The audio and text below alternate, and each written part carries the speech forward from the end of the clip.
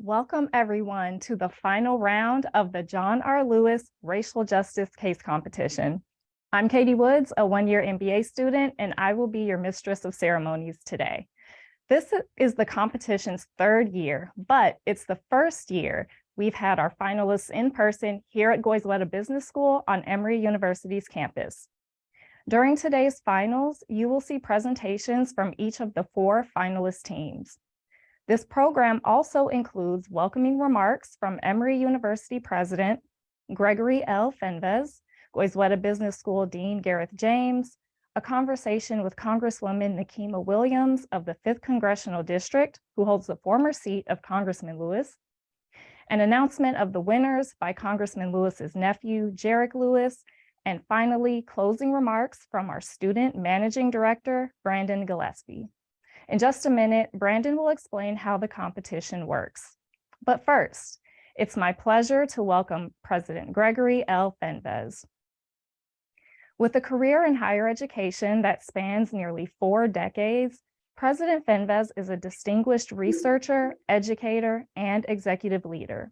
Since joining Emory in 2020, he has prioritized undergraduate education so that an Emory education is affordable for all talented students, advanced initiatives focused on strengthening diversity, equity, and inclusion, and deepened connections with our home city of Atlanta. Please join me in welcoming President Fenves. Well, thank you, Katie, and welcome to everybody here at Emory University, and those of you streaming in from across the country and joining us for the 3rd annual John R. Lewis Racial Justice Case Competition. To the 4 teams who have made it today's round of competition, congratulations. I know your hard work has brought you all the way to the finals, and this is going to be your day. To each of the teams, by offering solutions to racial inequality through corporate America, through businesses, through markets, you are creating a new path to progress and driving change towards an equitable future that we all want. This competition is motivated and honors the inspiring legacy and the indomitable spirit of the great U.S. Congressman John R. Lewis, who, as you heard from Katie, represented Georgia's 5th district for 33 years and devoted his life to advancing human rights and the pursuit of justice for all. He was an icon of the American Civil Rights Movement. Congressman Lewis took a courageous stand time and time again against racial, social, and economic injustice. As a lawmaker and really as a statesman, he continued that lifelong fight, encouraging others to carry his work forward. Congressman Lewis said, "Nothing can stop the power of a committed and determined people to make a difference in society." To all the students representing the colleges and universities in this year's competition, thank you for living those words. You are fulfilling Congressman Lewis' vision, shaping innovative new solutions, imagining a better way, and truly making a difference. I want to add my special thanks to our corporate partners, Delta Airlines and Taco Bell, for participating in this year's competition and for their commitment to looking within and asking tough questions. How can we advance racial and social equity in our industry, in our supply chains, in our recruiting, and in our workplace? My hope is that in past years, the insights and the ideas presented here today through the competition will be shared broadly and embraced by other businesses and across industries to inspire transformative change in their own companies. But before we begin today's student presentations, I want to welcome 2 special guests, U.S. Congresswoman Nikema Williams, who, as you heard from Katie, also succeeded Congressman Lewis in representing Georgia's 5th Congressional District. And you'll be hearing from the Congresswoman later today. And also Jarek Lewis, the Executive Director of the John R. Lewis Legacy Institute and Congressman Lewis's nephew, who will announce today's winners at the end of the competition. We are honored that both of you could join us. Now, it's my pleasure to introduce this year's Managing Director, 2nd year Goizueta MBA student, Brandon Gillespie, with an overview of the competition. Good luck to everyone, and may the best team win.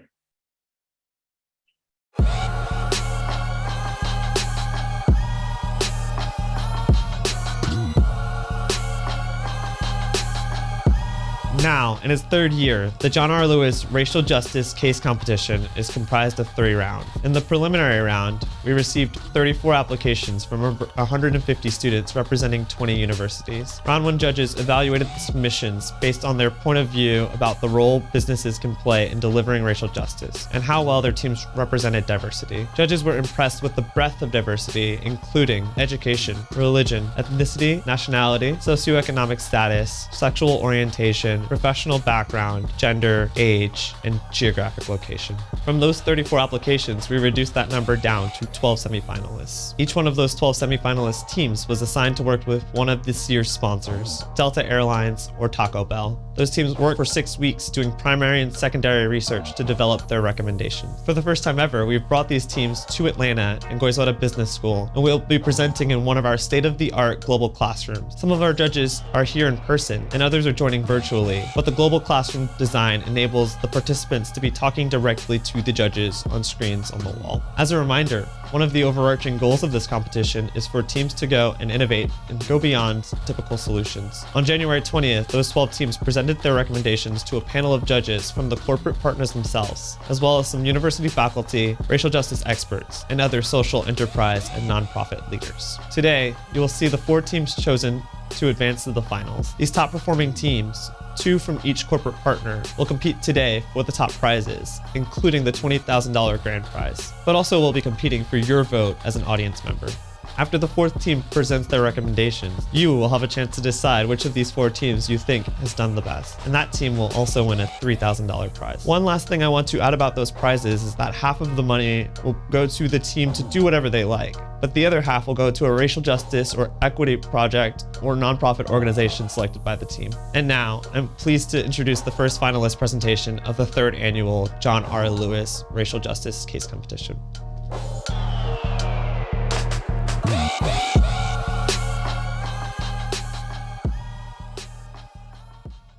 Oh, all right. Well, good morning. Thank you for coming on a Friday morning. We are excited to, I'm thrilled to present Team I Am Ready. I hear some voices. Okay. And we are here to share with you our recommendation that we made to Taco Bell to increase supplier diversity. And so the story we're going to tell you today really focuses on 2 people. The first is Miranda. Miranda is a small business owner. Her family is from Southern California, and they've worked in agriculture for generations. Her business supplies food to restaurants in the area, and she really focuses on paying her employees a living wage. This leaves her little money to dedicate to management. So it gives her little time to find RFPs and much less apply to them. The other person we're going to talk about today is Paul. Paul is a procurement specialist, a newly hired procurement specialist, and he works extra hours because he's really focused on finding minority-owned businesses that could serve Taco Bell. However, he continuously finds himself frustrated because these businesses are not winning the bids when they are submitted.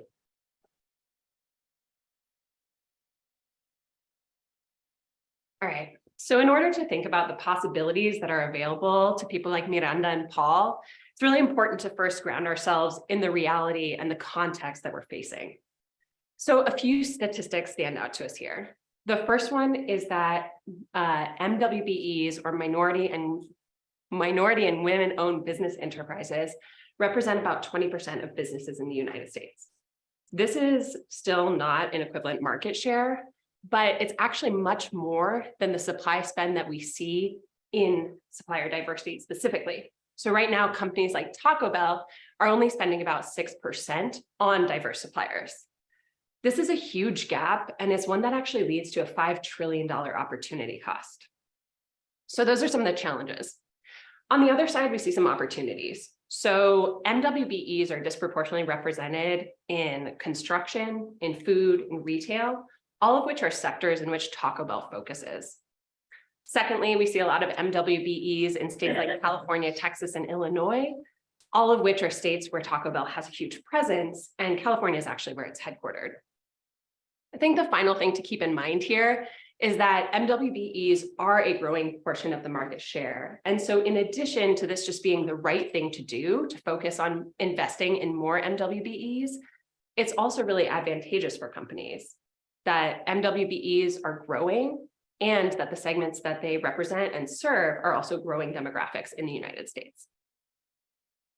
This brings us to a couple challenges, and we're going to talk first about the challenges that Miranda faces on the supplier side, and then we're going to talk about the challenges that Paul faces on the procurement side.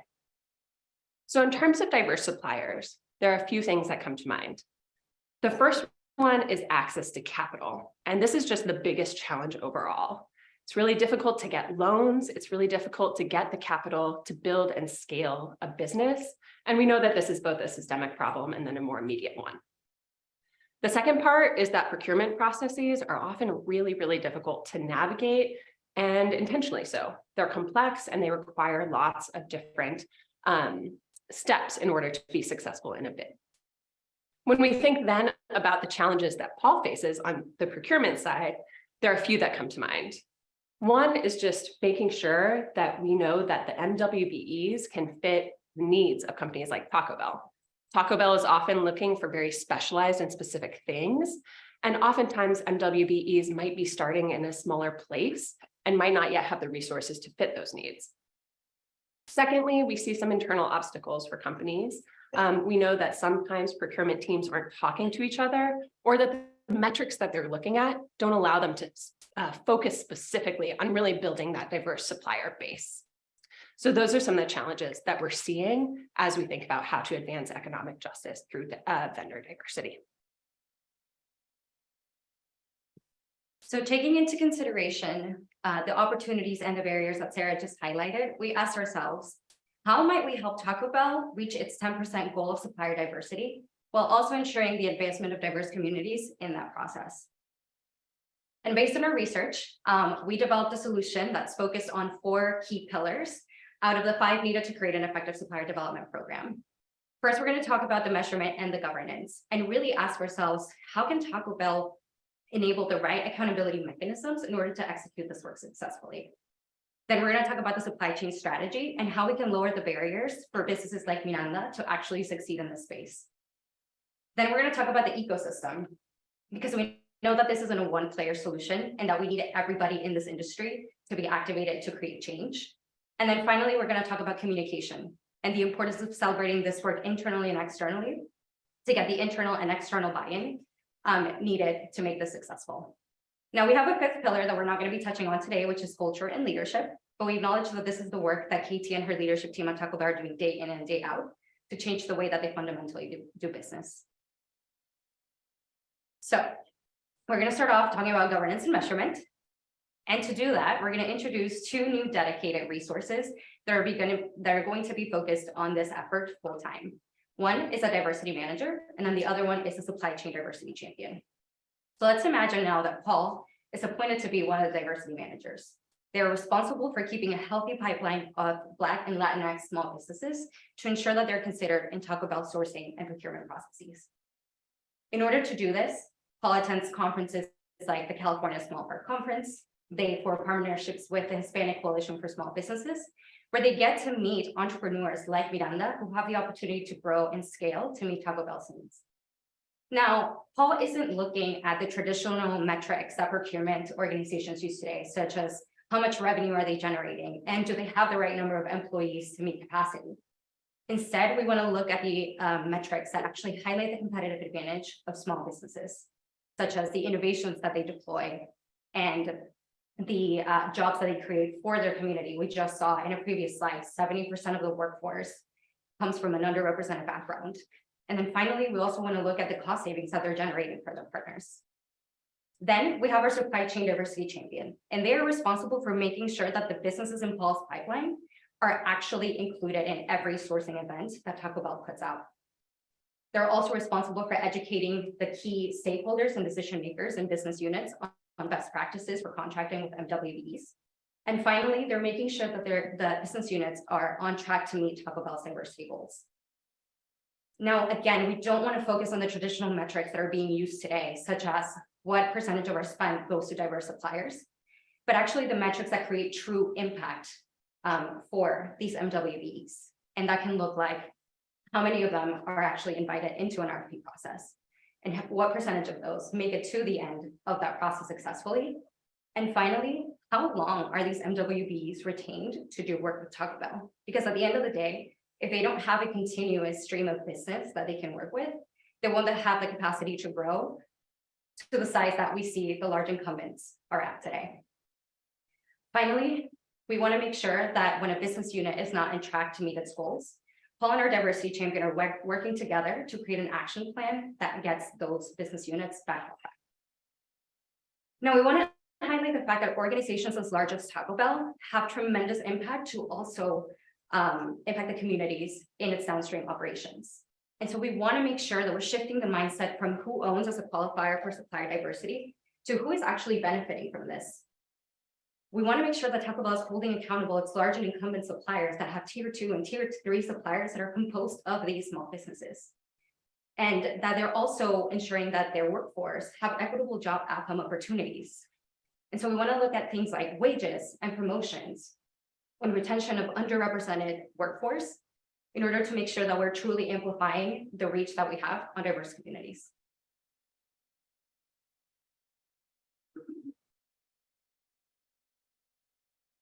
So next we want to talk about supply chain strategy.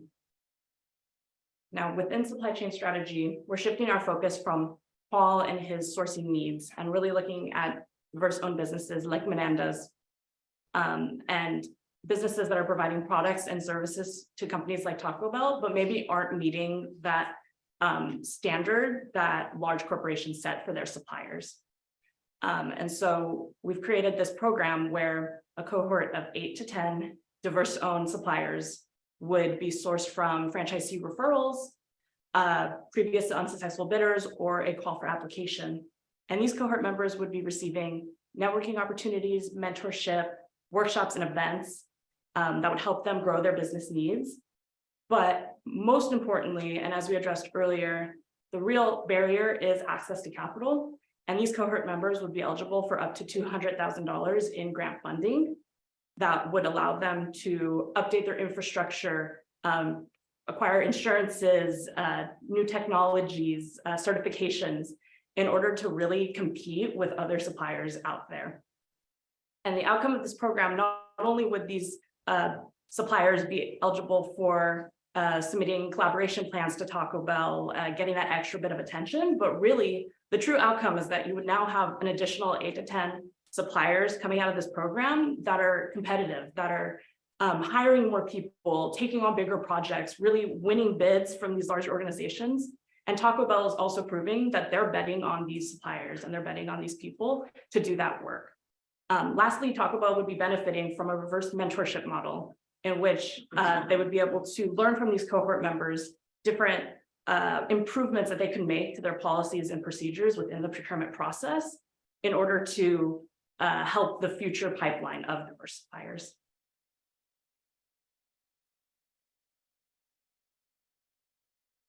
Making measurable and sustainable change is challenging, and it takes a lot of different perspectives. And we know that Taco Bell simply can't make all of these changes alone. So we have a couple suggestions on how we can address this from an ecosystem level. Our first suggestion is that Taco Bell builds a coalition of industry peers that can come together around shared DEI goals. Many of Taco Bell's peers, like Starbucks and McDonald's, have already made public recommendations on how they're committing to diversity. And we know that many procurement organizations today also have similar vendor diversity goals. So this is a perfect opportunity for Taco Bell to step up as a DEI leader in the quick service restaurant industry and bring together their peers to make change, to strategize. And this can also be a place where they come together around learning and sharing resources. And even they can interact with the graduates of our development program, getting to hear the voices of the vendors that they're trying to target. We also imagine that this coalition can be an ideal place for them to hold each other accountable to their diversity goals and make sure that they're actually making progress year over year. And vastly growing the supplier diversity as well. And our second recommendation is that Taco Bell appoints an advisory council. This advisory council will be made up of business leaders and subject matter experts. And we want to bring special emphasis to making sure that these leaders are proximate leaders, those people that are intimately involved with or coming from the Black and Latinx communities that we're trying to work with. We know that so many diversity plans are often developed without the voices of the communities that they're actually trying to help, and end up being misaligned with the goals and the desires of the communities. So we want to bring in these voices as soon as possible and really use them to create resources. So I think one of our first projects that we'd love the advisory council to take on would be the development of a toolkit that brings together all the best practices on how to work with minority and women-owned businesses. And these proximate leaders can be that frank voice that, although we're going to tap our development program graduates to give us insights on the program, we need those honest, frank voices of business leaders that can really bring up the pain points that maybe are more challenging for the graduates to bring up, and speak to Taco Bell's procurement team, bringing all of our recommendations together into resources like a toolkit that can be leveraged across our organization and with our coalition partner members. And finally, looking at the financial implications of our suggestions, we'll see that the majority of our funding goes to funding grants for our cohort members in amounts of up to $200,000, with additional funding going towards staffing and programming for the development program. And we took some time to identify some potential partner organizations that are already doing the great work of getting money to small businesses, such as LISC or Ascend Los Angeles. We imagine working with these to get the funding out and make sure that we're putting up relevant and helpful programming. All right. So just a very quick recap. We've talked about 3 of the pillars of our recommendation thus far. First, we've talked about the importance of changing the metrics and really start measuring what has impacts in the communities that we want to have positive outcomes in. Second, we've talked about a program to really remove as many barriers as we can from these businesses like Miranda's to really be able to compete in this landscape. And last, we've talked about the opportunity for Taco Bell to really position itself as a leader in this space and drive change in the industry. Now, before we dive in much further, we wanted to make sure that Taco Bell understands why this is important to them. And the reality is that there are 4.8 billion reasons why Taco Bell should care. There's a study by Accenture that found that Generation P, or Generation Purpose, which is comprised mostly of millennials and Gen Zers, are slowly but surely accruing more purchasing power. And they're making decisions with their dollars. They're allocating their money towards businesses that not only hold their values, but that act on them. And so as such, it is key for Taco Bell, if they want to continue to do business for the generations to come, that they tackle this issue immediately. As Taco Bell does the work, it's important that they figure out how to talk about this internally and externally.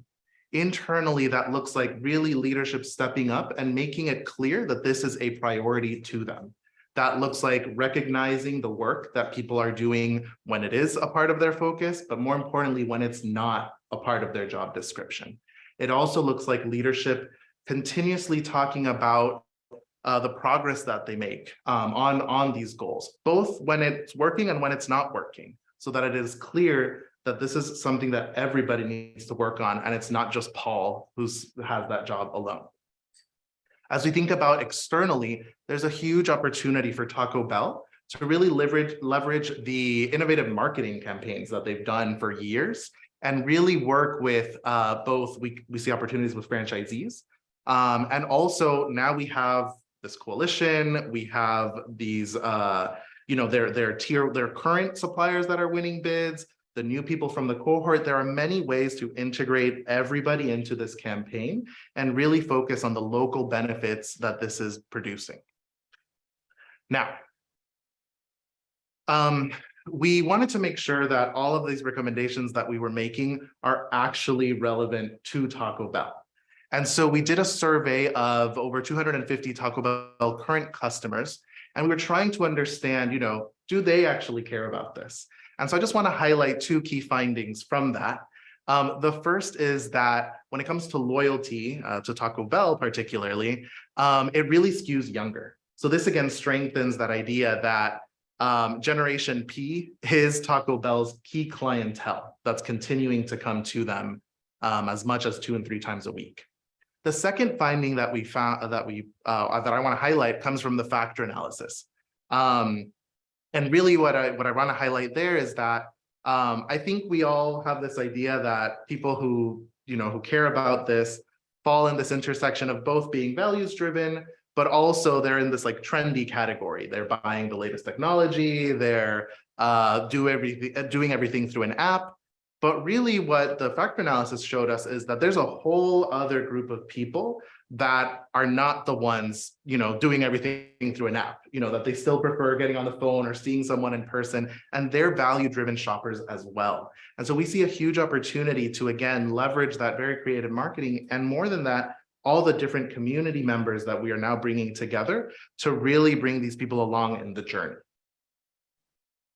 All right, so we've thrown you a bunch of numbers, right? We've talked about the $5.3 trillion opportunity cost, $1 billion opportunity cost. We've talked about 4.8 billion reasons why Taco Bell should care. And that's all great. But at the end of the day, this is more than about numbers. This is really about people. And it's really about economic justice. It's about people like you. It's about people like me and us. It's about people like Paul and Miranda and the communities that they're trying to elevate. And so if there's one thing that we want you to remember from all of this, is that at the end of the day, somos más, we are more. And we thank you for taking the time to listen to us today. Thank you.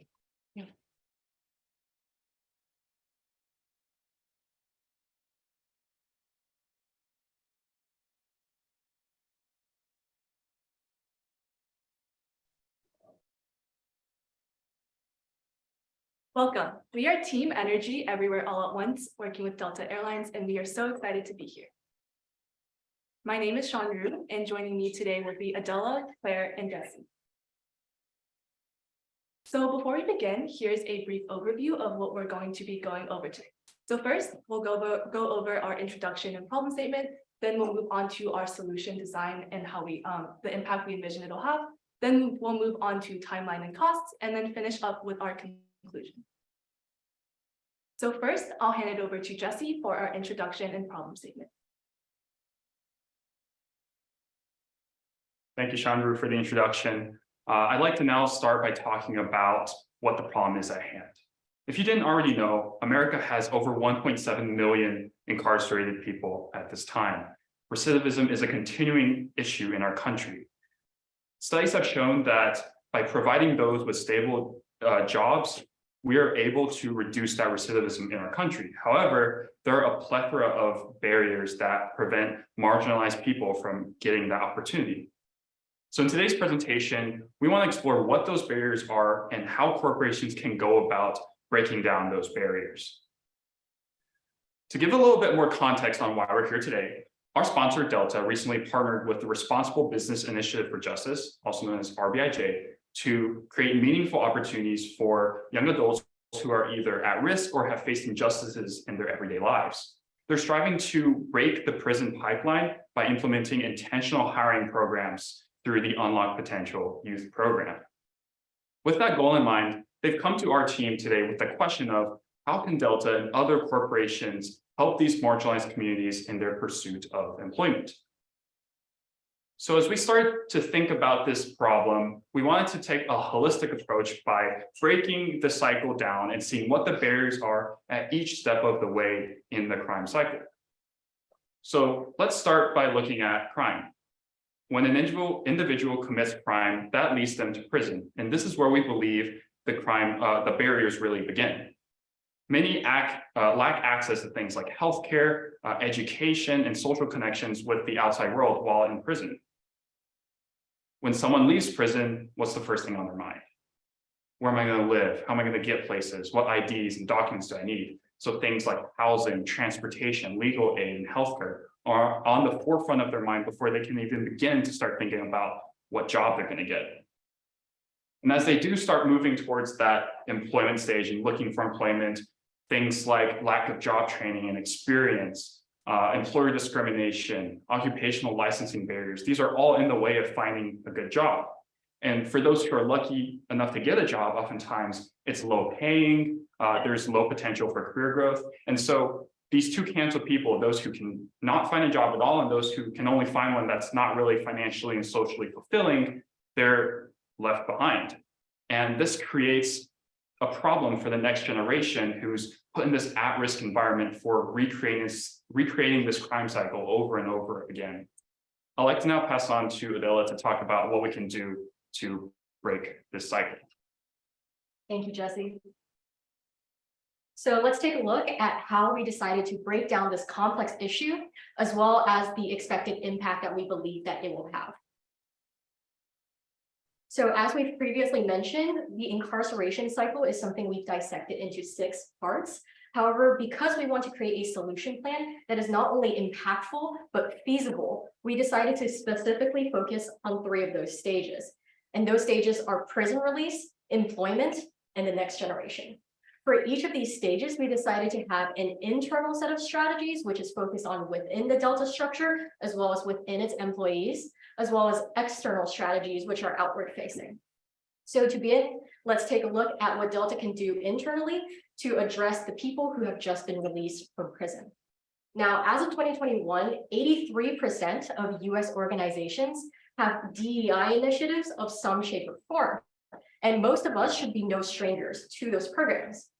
However, it might be, however intuitive it might be for companies such as Delta, especially companies such as Delta that have to follow strict TSA guidelines that may impose restrictions on hiring, on operations, just posing a lot of natural barriers that might prevent diversifying the workplace further. DEI programs might be the natural thought to be the strategy towards a more inclusive workforce. However, if we take a look at the numbers, it's frightening.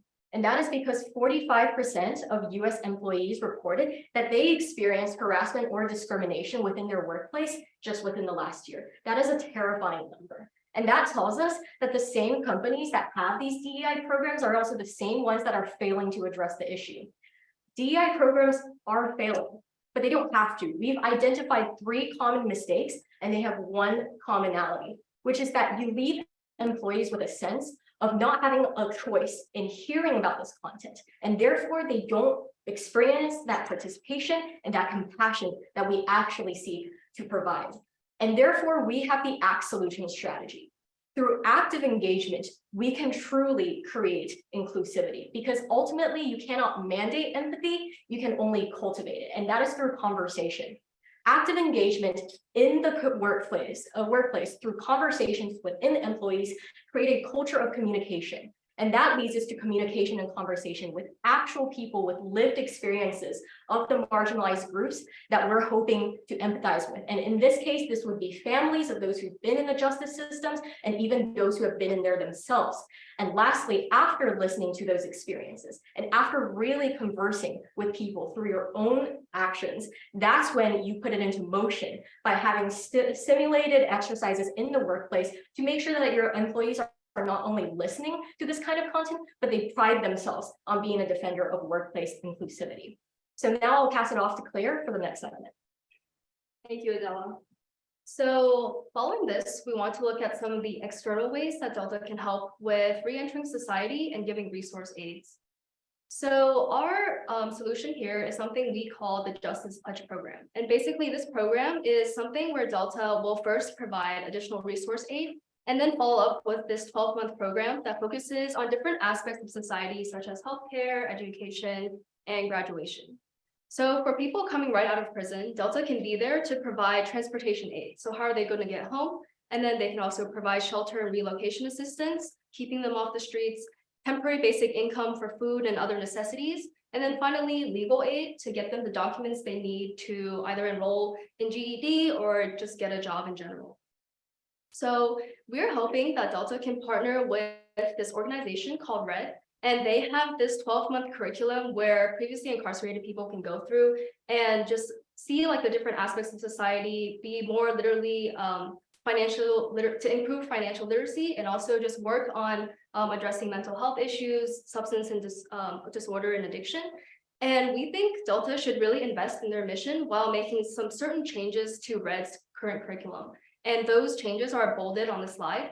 And we really want to emphasize that incarcerated people are not covered by Medicaid. So after they are released, they have to go through a lengthy process to reapply for healthcare. And that's why we want to dedicate a whole month to help them with the healthcare application aid, and then also give them a choice of a personal project to see what they are passionate about after this program, and also set them up for success using career readiness, networking, and just overall job prep. And we really think that these courses and this like basic needs that are being addressed can help them get a well-rounded way to really navigate the difficulties of living with a criminal record in the United States. Next, I'd like to focus on the employment aspect of the post-incarcerated individual cycle from Delta's internal perspective. So our proposed solution, called the Pipeline Mentorship Program, aims to target all employees within Delta with a goal of bridging the gap between scale-based and merit-based employees. So some examples of scale-based employees, or frontline workers as they're also known, are gate agents or customer service employees. And some examples of merit-based employees are those who work in the office within Delta in departments such as HR, D&I, or finance. So our proposed solution would be a voluntary mentorship program with one mentee and one mentor. The mentee would be an existing scale-based or frontline worker with an interest in transitioning to that office-based work. And then the mentor would be an existing office-based work who has experience or who has previously worked in the frontline industry. We hope that with this program, we are able to help scale-based workers learn more about merit-based roles, and also just open the path of merit-based roles to scale-based workers. Although our proposed solution has no direct connection to post-incarcerated individuals, we understand that such individuals are more likely to start in frontline jobs. And so we hope that with our program, we would be able to expose them to roles that they would otherwise have more difficulties obtaining. Thank you, Shanru. Now I'd like to discuss a little bit more about what Delta can do on the external front regarding employment. So throughout all of our research, what we found was that almost 65% of previously incarcerated individuals who answered our survey cited that employer discrimination was one of the most significant barriers to securing employment. And what this fact tells us is that despite having laws and initiatives like Ban the Box, employers are still reluctant to hire second chance hires due to persistent negative stereotypes. And so, as one of my former high school teachers once told me, oftentimes it's not law that changes public opinion, but culture, empathy, and time. And taking that to heart, what we believe Delta should do is to implement a social impact marketing campaign that puts Delta at the forefront of the second chance hiring initiative. Let me walk you through what this would look like. So first, with the campaign, we want to define an objective, and in our case, we want to destigmatize those ex-offenders in the workplace. We want to target both hiring managers and the general public in order to promote acceptance and inclusive hiring programs. We want to create the message that is twofold: to inform and to persuade. We want to inform the public that those with a record living in our country today face significant challenges with reintegration into society and with fighting the criminal justice system.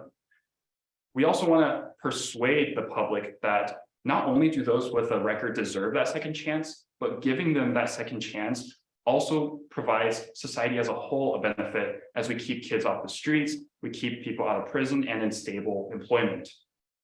So how do we spread that message? We believe that Delta should create a series of interviews and short clips with its create a series of interviews and short clips that demonstrate how effective and responsible ex-offenders can be in the workplace as employees. And putting Delta behind that message would really create an invaluable branding opportunity. In terms of implementation, we request the Delta Media team to be the provider of services like planning, production, and distribution of the advertisements. And we would need a selection of interviewees who have lived through that experience of transitioning from prison life to the workplace, and just to give kind of a heartfelt conversation about what that transition is like. Last but not least, everyone likes numbers and data. So in order to quantify this campaign, we would want to survey both the general public and internal employees before and after the campaign to determine whether there was a tangible change in public opinions, or if there are things that we need to iterate on and re-implement the campaign. Now, of course, there are risks with any campaign, and Delta is not immune to those risks. The one that we foresee being major is, of course, low engagement with the campaigns. However, we see this campaign as an investment into the future of Delta, and it served as a great way for it to demonstrate its values and mission to its customers, its employees, and the general public as the company strives to be a more socially responsible organization. So moving on to our final segment, the next generation. We want to see some of the internal ways that Delta can help with the next youth talent. So we think Delta is a gateway for opportunity to break the cycle of incarceration and recidivism. And through our Survey Monkey results, we found out that 43% of previously incarcerated youths age 18 to 26 said that financial instability and lack of educational opportunities were the two major barriers that negatively influenced their upbringing. So what we recommend doing is creating this summer business and science program that really targets these disconnected youths and expose them to engineering concepts, aviation, and business solutions. And we want to do this by following this implementation approach. Number one, by utilizing some of the existing partnerships that Delta already has with companies such as Junior Business Achievement, the Aviation Career Education, etc. And then using their existing infrastructure, using their mission and their curriculum to combine efforts, and then create the summer program that can eventually funnel this talent into future Delta co-ops and internships. And the most important goal for this program is to really help foster leadership skills, critical thinking, and integrating business solutions with engineering and science. And we think this is a good way to really centralize this effort to help disconnected youths in the future. And with this longer program, they can really have the opportunity to make connections with other students from different backgrounds, different interests, and have long-lasting networks that can help them in the future. Additionally, some other things that Delta might have to think about are housing, facilities, and then just thinking about how they can divide the content between younger ages and different skill sets. So this graphic at the bottom shows when this summer program can come into play and which organizations are involved and how that eventually leads to Delta in the future. And last but not least, let's take a look at what Delta can do externally to help the next generation. Now, RBIJ's Unlock Potential program is already taking strides forward by partnering with companies such as Delta to encourage them to hire and consider the at-risk youth community. But we believe that this collaboration can have even greater potential. And that is through creating an eternal cycle of employment for those who might be at risk of falling short of that. And that is because the unemployed youth of America, the disconnected youth of America, is exactly that significant overlap within our at-risk youth community that may be at risk for prison. And we want to be able to create an opportunity for them to find fulfilling employment. And through this, we have the partnership that we've created. Unlock Potential has a valuable tool. It collects data, and in fact, it already has since last month. But we have some strategies and some data points that we really want them to get, which is the high density locations of where these at-risk youth are living, the companies that are hiring them, the skill sets that they go into those companies with, and their length of career time within those companies. On the company's hand, we want them to create what we call the successful job applicant profile. This details the skill set that they're looking for, the qualifications for their entry-level jobs, as well as their career path forward within the company hierarchy, as well as just the success factors of those who succeed in their roles in those companies. And together, this is a cycle that helps us actually find the issues that are plaguing the at-risk community, not just the issues we think are plaguing them. And we do realize that there are some important factors to consider, the most important one being that this does require a reevaluation of data privacy, collection, and sharing laws. But we believe that this database will be able to help us reach and connect with more at-risk communities, actually finding their problems and being able to address them.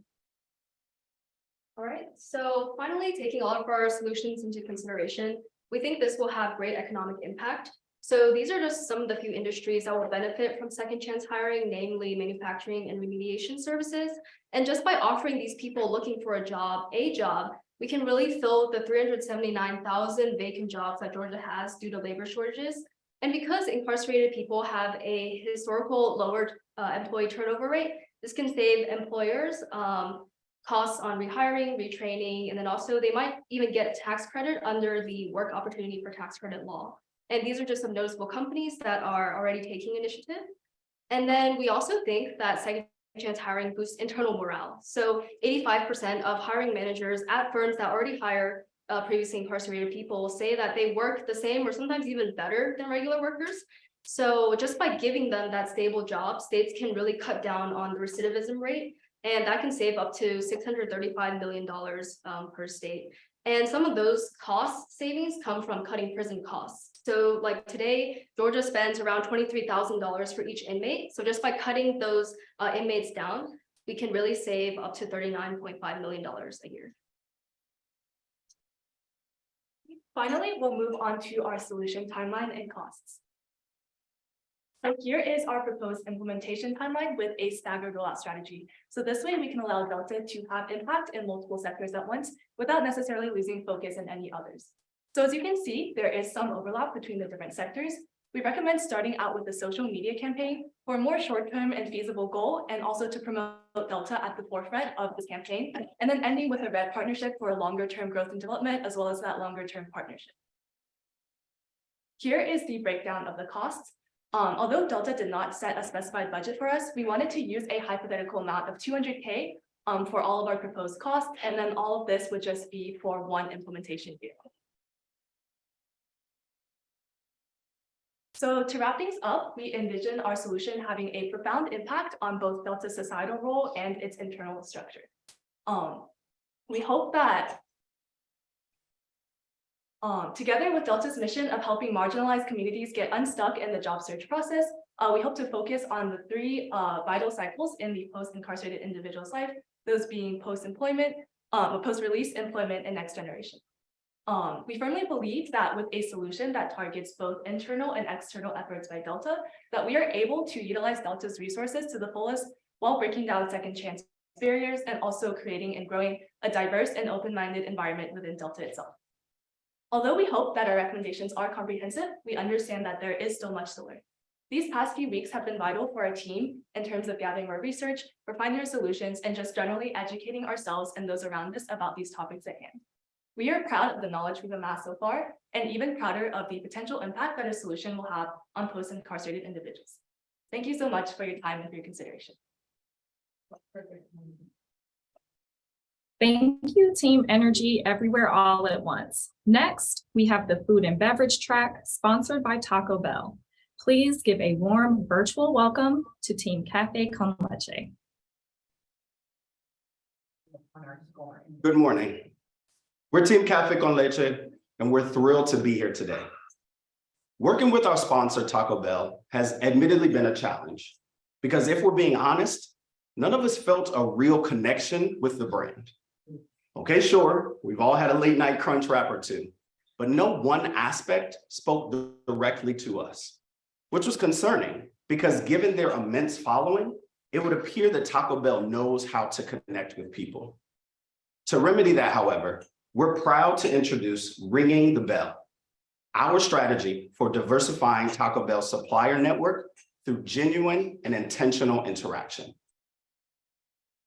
As conduits of racial justice, this strategy is an extension of our DNA, not just as Black and Brown consumers, but as Black and Brown job-seeking millennials as well. Now, Taco Bell has made great strides in mobilizing their equity, inclusion, and belonging strategy, and now seek a playbook by which to extend those efforts in the expansion of its relationships with diverse business enterprises, or DBEs for short. We believe our strategy accomplishes just that. Now, we will cover a lot of information today, but the magnitude of the challenge ahead requires an equally immense solution.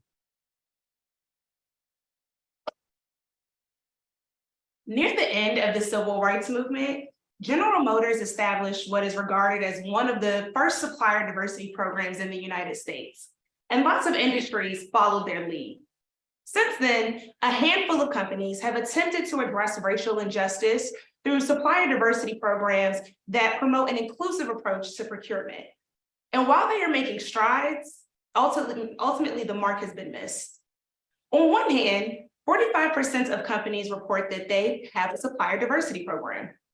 On the other hand, 32% of those same programs report that they don't have clearly defined goals. Not only that, but majority of these programs say that they don't even tie supplier diversity metrics to their management's performance objectives. But that's just one side of the equation. When we consider the perspective of DBEs, there are significant issues that linger today. DBEs are more likely to be denied loans at a rate that's more excessive than non-diverse businesses. And even if they do get granted loans, they end up paying 22% in more interest. But sadly, that's just the cost to do business on a day-to-day basis.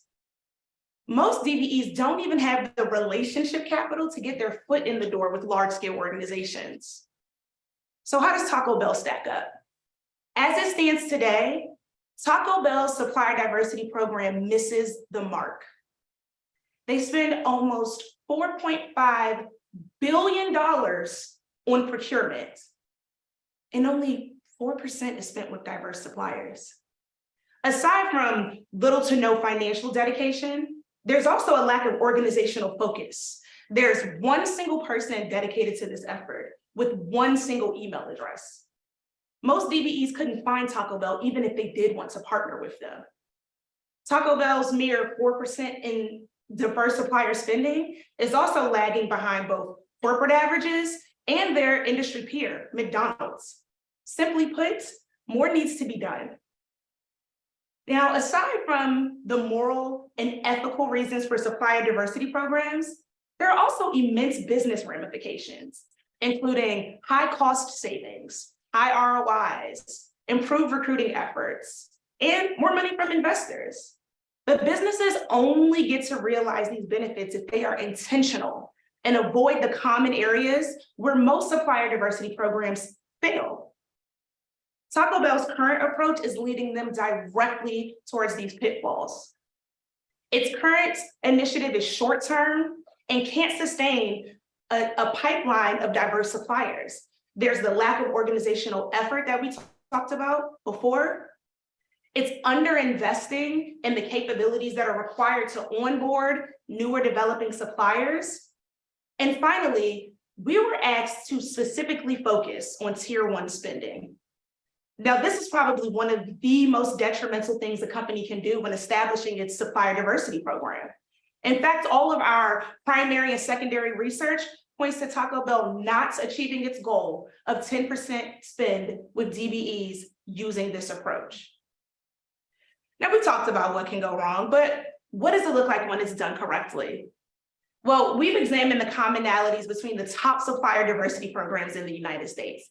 And here are what the key best practices include: getting commitment from senior leadership, having visibility into supplier data, offering sponsorship and financial investments in DBEs, and finally, leveraging the relationships that companies already have with their suppliers. Now, we admit that this sounds nice, but still feels a little ethereal. So how do we take this from theory to practice?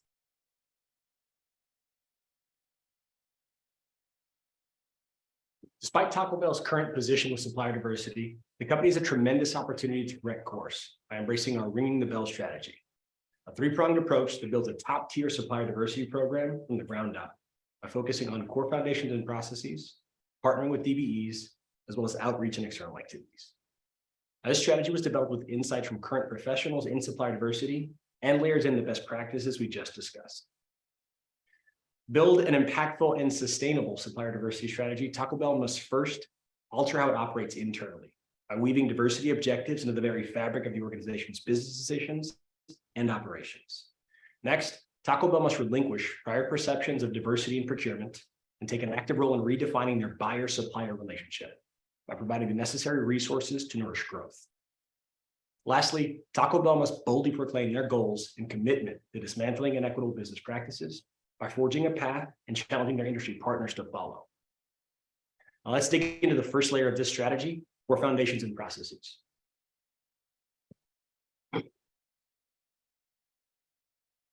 For Taco Bell to reach 10% spend on DBEs and ensure a long-lasting and effective change, it is imperative that it weaves this DBE program into the fabric of the organization. To do that, it must do three things. First, secure a corporate sponsorship through a cross-functional supply diversity council. Two, leverage a digital platform to track and report spend. And three, revamp its sourcing model. We conducted a focus group comprised of procurement professionals to understand common roadblocks and successes. We understood that DBEs prefer working with companies whose C-suite shows a strong commitment to the DBE program. To them, this demonstrates dedication, authenticity, and awareness. Taco Bell needs to establish a cross-functional supply diversity program, which will be comprised of executives, business unit managers, and DBE partners to oversee the effective implementation of this program. And beyond that, Taco Bell also needs to tie DBE targets to corporate executive performances as a way to ensure long-term success and company-wide alignment. And this can start with 5% target, but also improve as the program grows along. And lastly, Taco Bell's employees are a bedrock to the program's success and currently an untapped resource. They should be encouraged to participate, but also rewarded for doing so. You cannot measure what you cannot see. The procurement professionals we spoke to highlighted the significance of tracking and reporting supply goals and performance. Taco Bell needs to augment its purchasing software to enhance, analyze, but also manage the new program. Establishing key quantifiable goals and weaving DBE requirements in the budgeting process will ensure long-term success.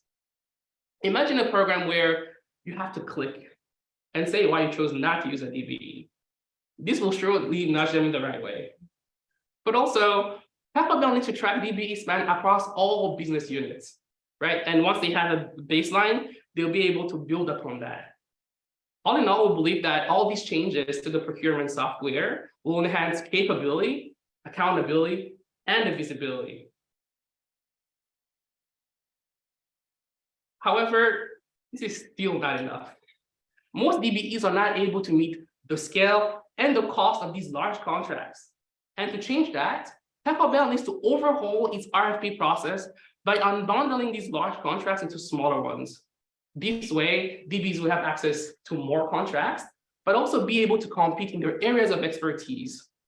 And lastly, the national program is just too large. Regionalizing the contracts will be the only way to work around scale constraints. And this way, Taco Bell will have access to more types of DBEs across the country. As a team, we understand that corporate change is not easy. However, with more digestible and more regional contracts, Taco Bell will have stronger relationships with its DBE partners. DBEs are more than just a name in a database, and they need to be elevated to the status of partner.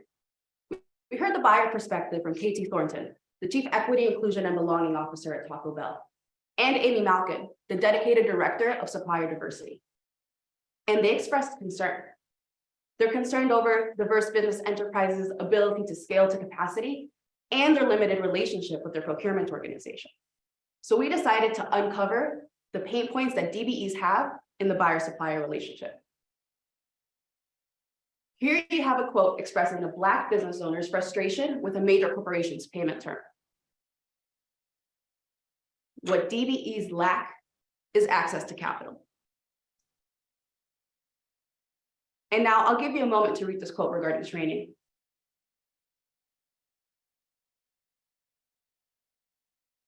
DBEs need more than just mentorship.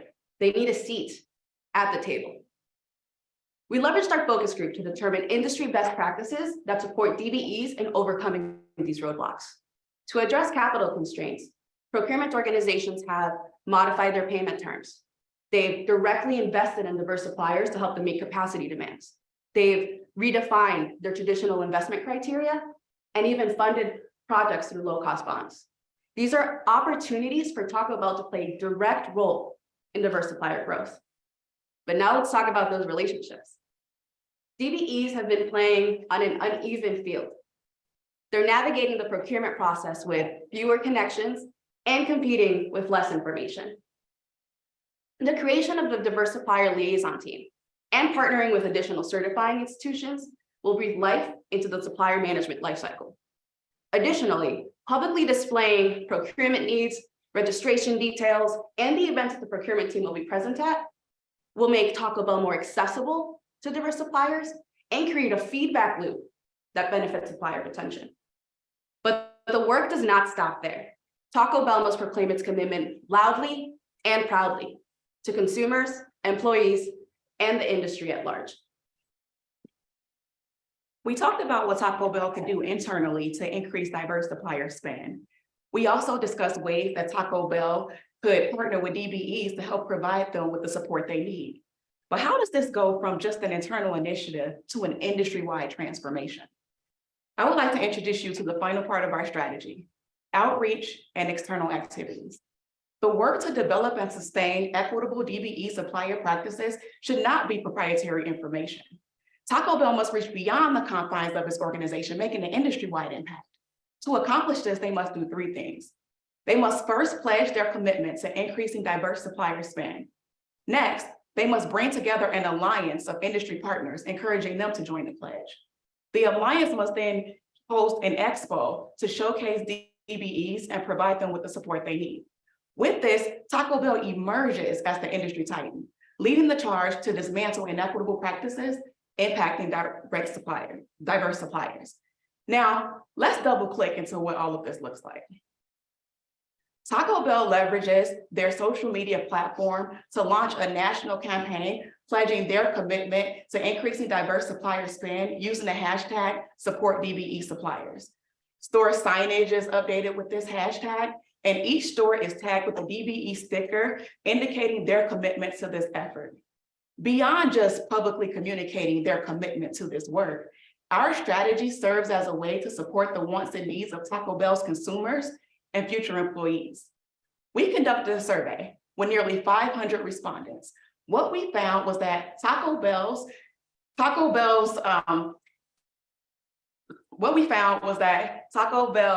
target audience, millennials and Gen Zs, believe that quick service restaurants should support the community, and they are more likely to eat at QSRs who source from DBE vendors. In addition, 61% believe that their employers should prioritize supplier diversity. Understanding that Taco Bell alone cannot make up for the years of inequitable practices, they must form an alliance composed of Young Brands partners and Young Brands restaurants and top partners. The alliance shares ideas and best practices that they can take to their respective organizations. They create a playbook that can be used as a resource for consumers and suppliers. In addition, they come together and create a new industry standard for sourcing suppliers and ensuring equitable practices. To recap, lastly, Taco Bell must create a space to showcase DBEs and help them make meaningful connections. With this, they can definitely do an expo. So imagine an expo where industry leaders are specifically sourcing DBE suppliers. DBEs, who usually go unnoticed, are able to showcase their products and services to top companies without the barriers that usually exist. Best practice seminars are taking place, and organizations are invited to help DBEs get certified. During the expo, the Diverse Supplier Achievement Award is presented to the industry partner who has proven their commitment to this work. Now, there is one thing to say that change needs to happen, but another thing to take action. And our strategy does just that.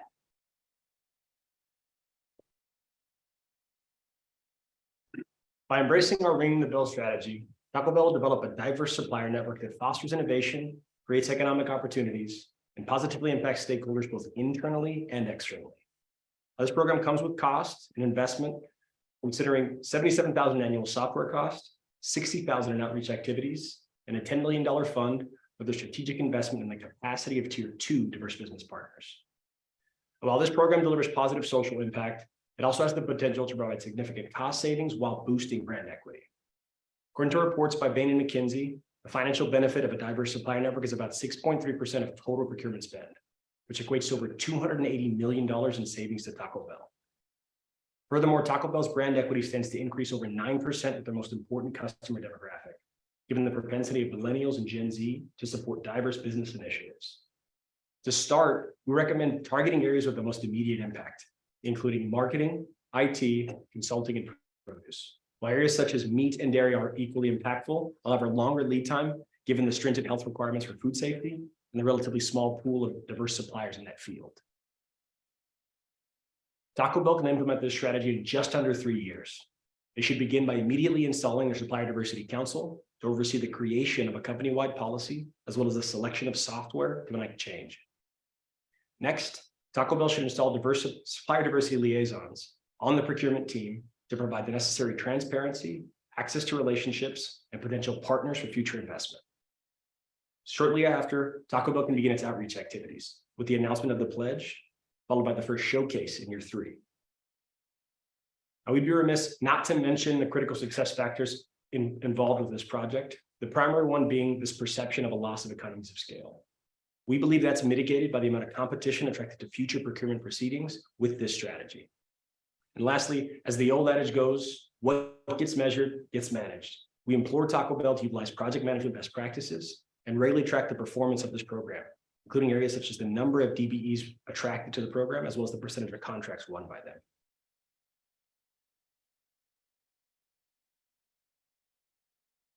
The 3 focus areas of our strategy collectively address all aspects of the problem statement while positively impacting the culture and perception of Taco Bell. But the emphasis of our strategy is not simply the prioritization of diversity initiatives or transparency and equitable practices. No, ringing the bell is about much more. It's about the passionate pursuit of a new normal, where engagement with diverse suppliers extends beyond the occasional 5-figure check and is instead defined by inviting diverse suppliers to the table, dedicating resources to their needs, and having a vested interest in their success. In other words, asking DBEs what they need and actually listening. We wholeheartedly believe that our ringing the bell strategy will proudly proclaim Taco Bell as the industry standard for equitable practices while amplifying diversity and inclusion as the defining narratives of their next chapter. If you remember nothing else, Taco Bell must evolve with the people, for the people, turning aspirations into action by engaging authentically with diverse groups, thereby inspiring inclusivity each and every day. Thank you. Thank you, Team Cafe Con Leche. Before I turn it over to the final team's presentation, I wanted to let you all know that at the end of the team's presentation, we will launch our poll for the audience award. So please stick around to the end to vote for your favorite team.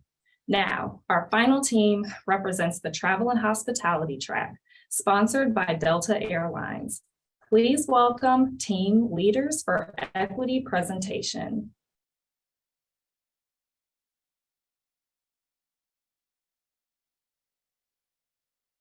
Great. Thank you all for being here. Welcome. We're the Team Leaders for Equity, and we are Nancy, Alec, Mihika, Rujay, and Chagang. Combined, we have 24 years of experience working with low-income, at-risk youth and communities of color. We're very excited to be here today to present our final recommendations for Delta as they work to advance racial justice in their communities. When we were presented the problem statement for this case competition, Delta asked us how they can help get marginalized communities unstuck when working or looking for employment. With that, I'll hand it over to Alec to talk about our final recommendations. Thank you. Thank you, Tagan, for that wonderful intro and definition to our problem statement. So as we thought about how we should define a strategy best for Delta, it was so important for us to consider outcomes, right? And thinking about how can we get to the end goal of achieving meaningful employment opportunities for those that have been either at-risk youth or impacted in some way from the justice system. So as we thought about that, we really wanted to focus on three main buckets in terms of our strategy. So thinking about a preventative space that was specifically focused on at-risk youth, also thinking about a reintegration phase, which is really impacted towards those that have been impacted by the justice system in some way. And then lastly, looking at Delta's internal policies and also legislative priorities that they would have to address in order to create this robust strategy. So as we thought about the, a lot of these is what you'll notice is that across all of these, we're really focusing on partnerships first and foremost. One thing that Delta mentioned to us time and time again is that what Delta does really well is they take off and land planes. And we've identified some partners that do really good work in this space that's their expertise, right? So you'll see that as a common thread throughout the recommendation. So really looking at that first bucket, first and foremost, in that preventative space. And, this was such an important space for us, in order to, we really didn't want to just put a Band-Aid over some of the issues that we're seeing in society. We wanted to really disrupt the school to prison pipeline. And in order to do that, you have to intervene at a really early stage. So in order to do that, we really, just another point of how much this meant to us, this bucket, was when we did our survey, we specifically targeted teachers in at-risk communities in order to understand, what do these kids need in order to get to a place where they're unstuck, like Jagan mentioned. So as we're thinking about preventative partnerships, also focusing really on Delta, what they want is really going to the skills-based hiring rather than what school did you go to, more what skills do you have? So how can we find partnerships that are really addressing those skills gaps? And Delta has skills gaps within functional spaces. So how can we then align those partnerships to those skills gaps? And also in terms of the diversity, they have gaps within diversity, which we'll mention later on with Nancy's portion. And how do we address those gaps as well? So then pivoting over to the reintegration space, again, a really important part of our strategy. And thinking about, again, getting back to what Delta's looking for, Delta's looking for kind of that skills-based partnership. So how can we find programs that are really focused on skilling these individuals? And then secondly, all of these barriers exist for people that are justice impacted, that are leaving the prison system. How can we work with partners that are going to reduce those barriers for these individuals? And then thirdly, looking at our last bucket, which is the internal Delta policies and legislative priorities, and kind of a three-prong approach within this one, and thinking about how can we establish an assessment criteria for partners. So when we're comparing a partnership to a partnership, it's an apples to apples comparison, and we can make a good value-based judgment on who's more effective to partner with. Secondly, looking at the career progression for these individuals. One thing that Delta mentioned many times was a meaningful career is not a meaningful career if there's not opportunity for advancement in that career. You need to make a living wage, you need to have room for advancement, you need to have autonomy. So how can we, from Delta's standpoint, shape policies that are going to institutionalize this practice that we're suggesting?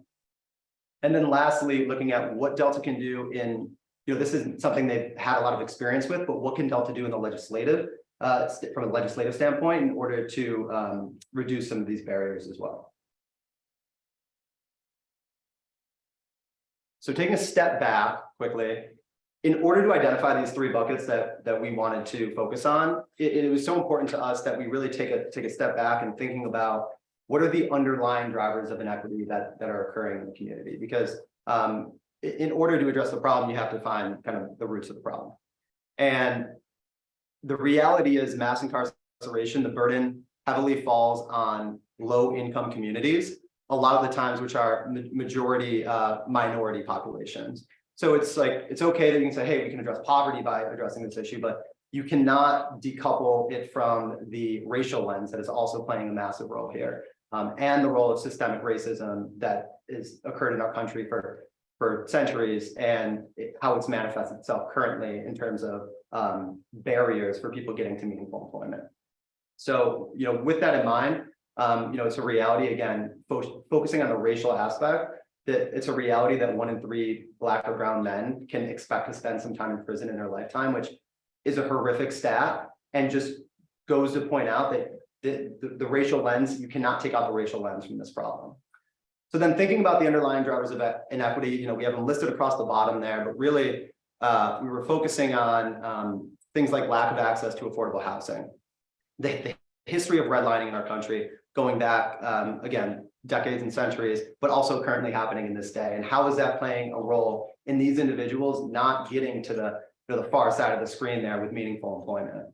And then also underfunded schools, and the fact that the way the education system is designed in this country is that a large portion of the school's money they have to work with comes from property taxes. And so it creates in our system winners and losers. And within those schools that are underperforming, again, racial minorities are overwhelmingly represented in those schools. So how can we then plug those gaps that need to be plugged? And then also looking at something like lack of access to affordable healthcare. In this country, healthcare is not a human right, as it is in other countries. It's very much tied to your private employment status and marriage, of which minorities are, again, less advantaged relative to their white counterparts. So thinking about what role that plays in getting to meaningful employment. And then, this is just 3 examples of kind of how this has shaped this environment, but other things like over-policing in Black and brown communities, gerrymandering and voter suppression, especially for those individuals that are leaving the justice system that no longer have the right to vote, and how does that play a role in these policies? And also things like Black and brown individuals having a higher rate of recidivism relative to their white counterparts, despite having the same risk factors otherwise. So how are all these things going on in the background going to shape the policy that we create for Delta to get to meaningful employment? So taking a step back, that's, again, what I mentioned in the last slide, how we identified the 3 important buckets to us: the preventative, the reintegration, and the internal Delta policies and legislative priorities. So I'm then going to pass it off to Rujay, who's going to give us more information on our recommendation, then can play a role in impacting these communities. Thank you. All right, thank you, Alex. So yeah, just to provide a clearer picture of just the impact that we're hoping to make that for Delta, for at-risk and marginalized communities, I want to bring Sarah to the picture. So Sarah is currently a young girl who's from an underserved community, living in a low-income house, and is lacking a role model due to having a parent currently that's incarcerated. So she's currently an incoming first-generation college student that's currently unsure and just kind of stuck in identifying what her career trajectory is going to be. So to provide just what that picture looks like, I want to go through 2 different journey maps, one with preventative efforts and one without preventative efforts. So looking at the first journey map of without preventative efforts, Sarah is currently born and raised in an underserved community, is attending high school without any kind of skills-based program. And she's also attending, she has part-time work and not really building any kind of clear skills in terms of a career for her. She then goes on to graduate high school, is going on to college, still working part-time, and still not sure about what skills or what kind of key foundations she needs to project herself into a successful and meaningful career. She then goes on to graduate from college and is unable to find any kind of meaningful employment.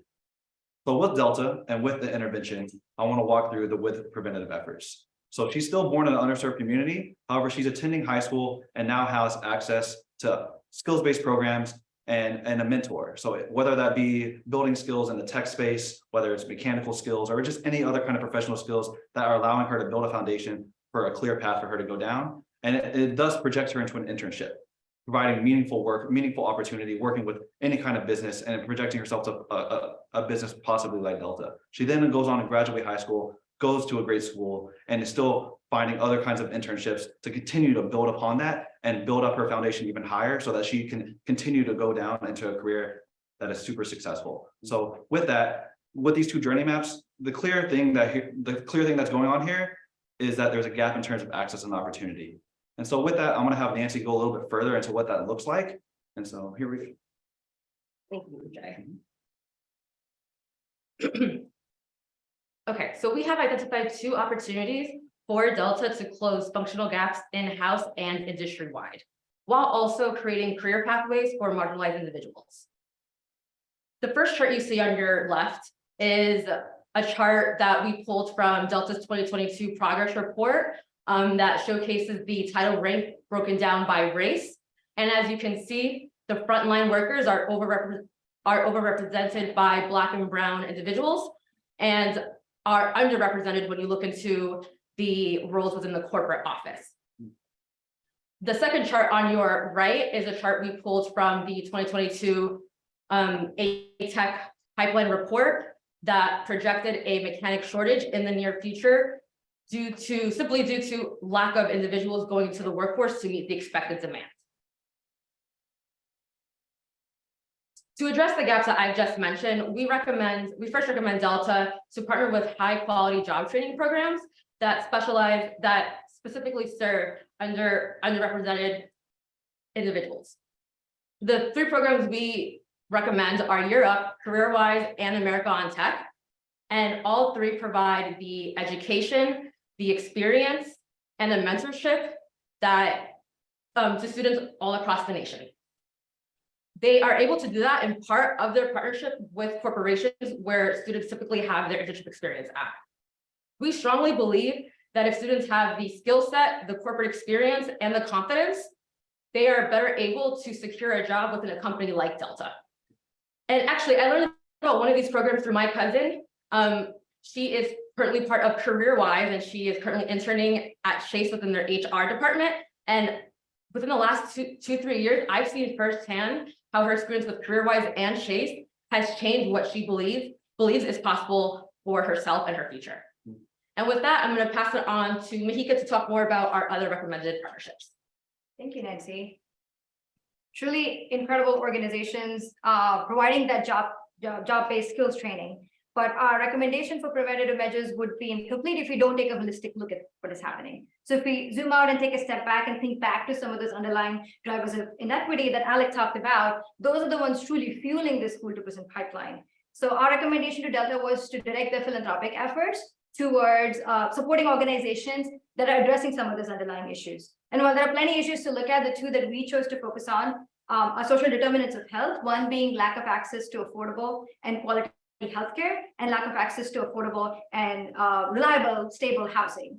Habitat for Humanity is one organization headquartered here in Atlanta that's doing incredible work, providing housing, safe and reliable housing to underserved communities, and that already has a partnership with them. So our recommendation was that they double down their efforts in their partnership with Habitat. But the organization we do want to bring your attention to today is the National Black Leadership Commission on Health, or Black Health as they're called. And their goal is to achieve health equity within the Black community. Specifically, they have a program called the Youth Initiative Program. What they're doing is providing more information and access to Black youth to reduce the risk of STIs. Their values really resonated with that of our team. And so Black Health is also the organization that we're choosing to support through any winnings from this competition. The next organization that I want to draw your attention to is Choose Aerospace. Choose Aerospace is at the interesting intersection of providing, addressing some of those root causes, attacking those root causes, but also addressing a skills gap that Nancy mentioned. So what they're doing is bringing in diverse talent, giving them the technical training to excel in the aviation industry and addressing a mechanic shortage. So between these organizations and the one that Nancy talked about, we're rounding out a recommendation for preventative measures that Delta can look into. Our second prong of our strategy is reintegration efforts for those justice impacted adults coming out of that prison system. According to the National Institute of Justice, 44% of formerly incarcerated individuals return back into the prison in that first year of coming back into the community. And one of the proven ways to reduce that rate is to provide skills training, but also job opportunities. So keeping them in the system, providing them with the income to survive and thrive. Just like Sarah, 2.7 million children in the US at the moment have an incarcerated parent. And the unemployment rate for them is 27%, which is not only at an all-time high, but also contrasted by a 3.4% unemployment rate in the US. And so Last Mile and the Prison Entrepreneurship Program are two such programs providing the training and job opportunities to these individuals. Specifically, they're providing technology training, entrepreneurship boot camps, as well as paid apprenticeships to help in the workforce reentry efforts. Compared to that 44% recidivism rate that I talked about earlier, the Last Mile has a 4% recidivism rate, and Prison Entrepreneurship Program has an 8.3%, which is just incredible in terms of impact. One of our biggest challenges working on this problem for Delta was that they have limitations on who they can hire with a criminal record because of FAA and TSA guidelines. And so our recommendation was to find a creative workaround, which was to recommend Delta build a hiring pipeline for graduates from these two programs into any of their vendors or third-party partners that they work with.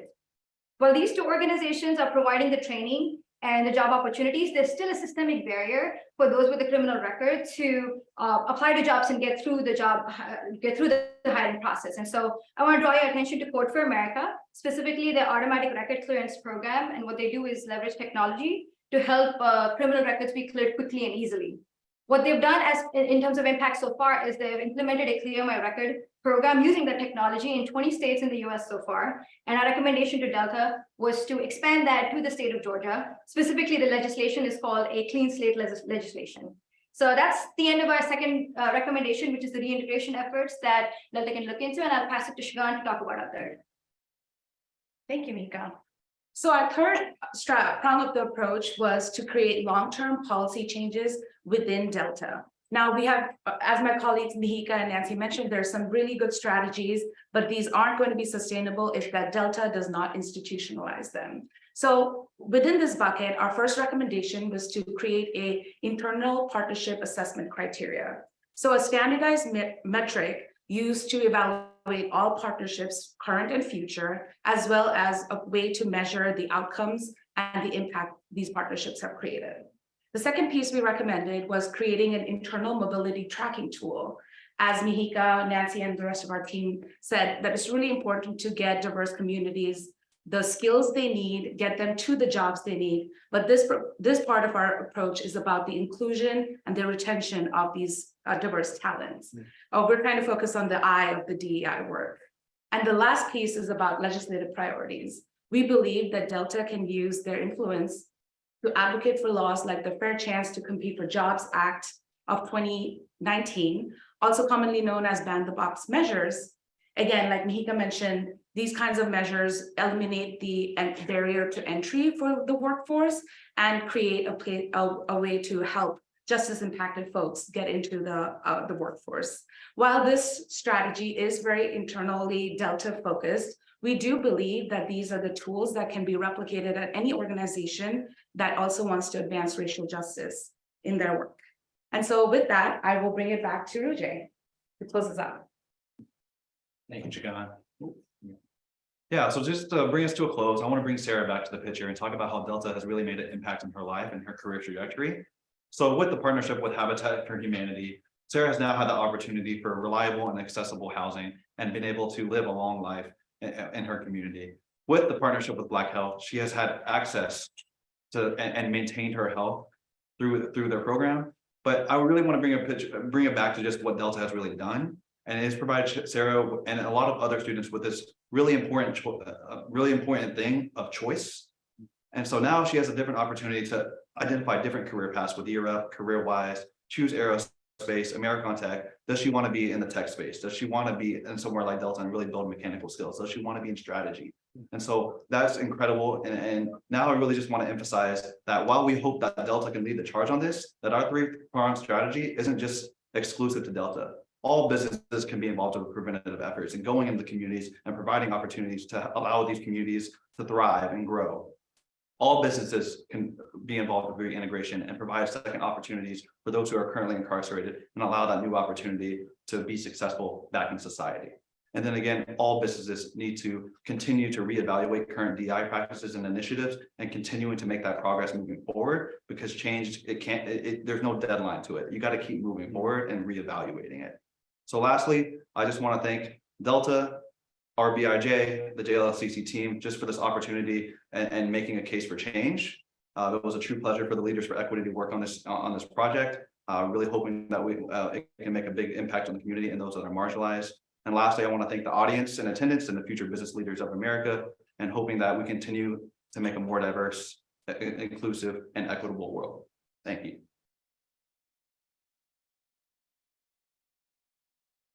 I hope you all enjoyed our finalists' presentations as much as I did. What incredible work and innovative recommendations. The audience award poll is now live. Gives $3,000 that will be split 50-50 between the selected team and organization of their choice. We welcome you, your family, friends, and mentors to tune in and vote right now, and stay tuned to see who wins. With that, I would like to introduce Goizueta Business School Dean Gareth James. Gareth James became the John H. Harlan Dean of Goizueta Business School in July 2022. James is renowned for his visionary leadership, statistical mastery, and commitment to the future of business education. James is a noted scholar and researcher. He brings a powerful optimism and contagious enthusiasm to further Goizueta's work, not only through the school's stellar scholarship, but also by continuing to build strong bridges to the business community. He believes in the central role that business plays in society and the impact that Goizueta has in preparing the thinkers and innovators of tomorrow. His ambition to drive excellence and strengthen Goizueta's future is fueled by his experience in data-informed decision-making, strategy, and support. Please join me in welcoming Dean James. Good morning, everyone. Thanks so much for being here today in support of our talented students in this important initiative. At Goizueta, we're focused on building principled leaders that positively impact business and society. We're proud that we combine a century of experience with a modern take on business education, providing new solutions to long-standing challenges and adapting time-tested approaches to solve new problems. This competition here celebrates the power of our students' voices and underscores the unbreakable intersection between business and the broader world. I'm so grateful to be part of this day and this journey. In 2020, in the wake of George Floyd's murder, our students recognized an opportunity to connect future business leaders with current leaders to take bold action in addressing racial inequality. Willie Sullivan and a team of 2021 MBA graduates led this charge, and the John R. Lewis Racial Justice Case Competition was born. Now in its third year, we thank you for joining us. Of course, none of this would be possible without the partnership of our sponsors this year. Thank you to Delta Airlines and Taco Bell. We're proud to have you as partners.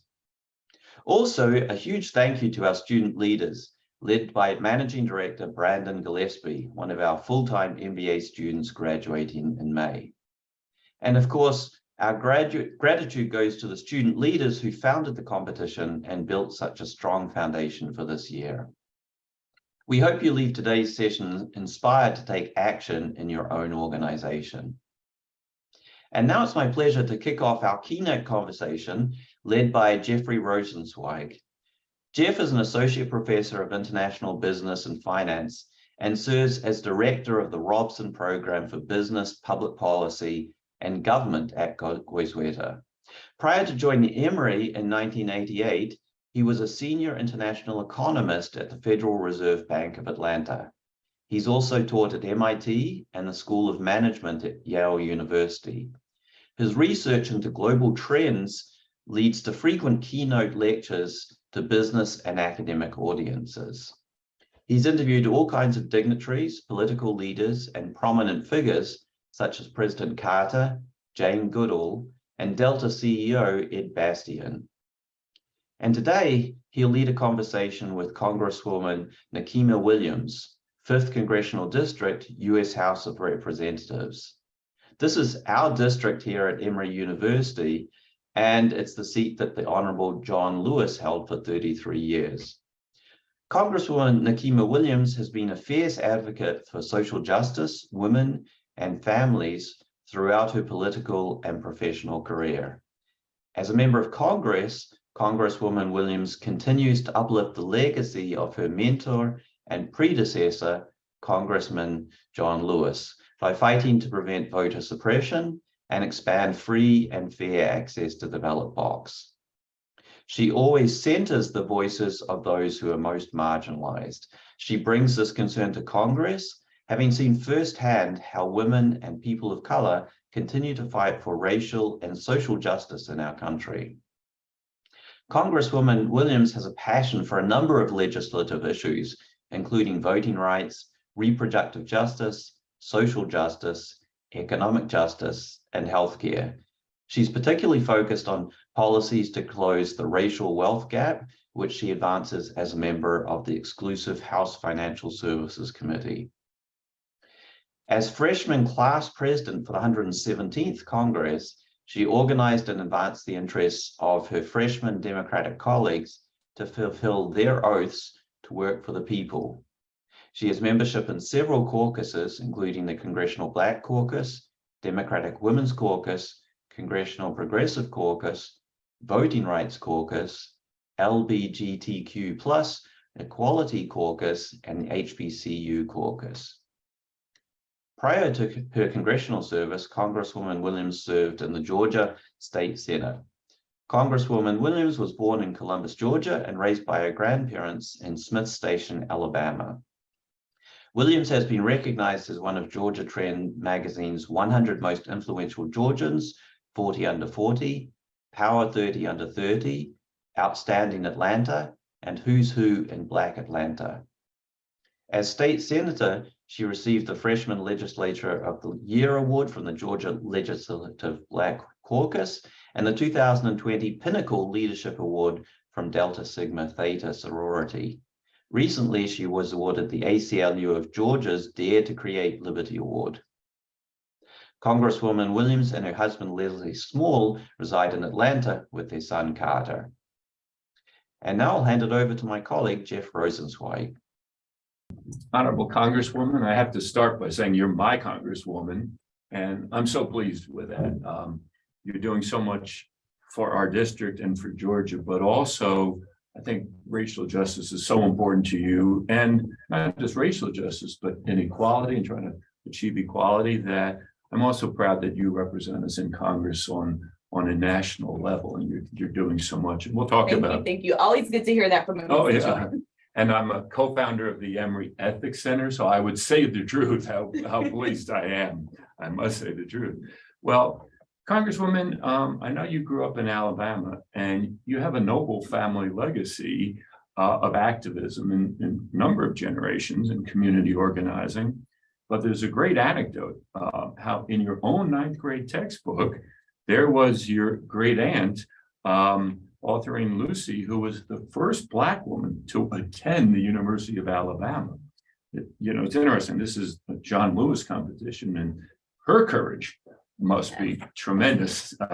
When we think of Congressman Lewis, I now think of your great aunt. But was being an activist a path you always knew you would follow? Absolutely not. But I was always the talkative student who didn't want anyone to be treated bad. And my husband often calls me the Lorax. He's like, if someone needs speaking for, Nakima's going to speak up for them. And I kind of fell into activism accidentally. And I tell people, they ask me what got me involved in politics. And my life has been inherently political because I'm a Black woman from the South. That's a great point. And so it was kind of something that I could not escape. And my auntie Authorina, I had the opportunity to spend some time with her last year before she passed away. And we were sitting there visiting with her. And I asked her, like, with all of the threats and the violence and everything that you had to endure, why did you do it? And she's like, no matter how scared I was, I knew I had to do it anyway. There are so many people that needed me to do this. And she fell into activism accidentally. She just wanted to get a master's degree. And they didn't know that she was a Black student when they enrolled her. And she showed up on campus and surprise. Yeah, that's right. But it's interesting what you said, because I'm a professor, Lynn Siegel, you're a friend. And so we want to see young people do good works in the world as well as become successful. So, what you're saying is you don't have to really be born to it. You can see a cause and decide you're going to step up for justice, for instance. And one of the things that Congressman Lewis often said was the moment that you don't often choose the moment chooses you. Oh. And so it's not something that you necessarily have to prepare for. So whoever's watching, if you think that you're not ready or you haven't done the right things, sometimes the moment will choose you. In an interview or a class, even if there's one teachable moment or one moment that person remembers, that makes it worthwhile. And I must admit, even to me, that was so worthwhile. And I think we can stop now. No. But and I hope though the students really think about that the moment chooses you. How has your relationship to activism changed over time, maybe particularly in the last 3 years, but over time? Well, in the past 3 years, it's changed a lot. So I, as you heard in the introduction, I was in the Georgia State Senate. Before that, I was kind of a professional advocate as the VP of Policy for Planned Parenthood Southeast and always getting into that good trouble. Yeah. And again, one of those moments that shows me when we had the unfortunate passing of Congressman Lewis, I was on the November ballot for my community to vote for me to represent them in Congress. Yeah. And over the past 3 years, what I've learned is there are so many things that need to be standardized across the board. I could do so many things on the local level, but things like access to the ballot should be the same no matter where you live in this country. Your access to Atlanta, unfortunately, leads the nation in the racial wealth gap. That's right. And these are things that we have to have practices that are standardized nationally. And so I am so honored that I get to represent my neighbors, my community every day in Washington and uplift their voices. And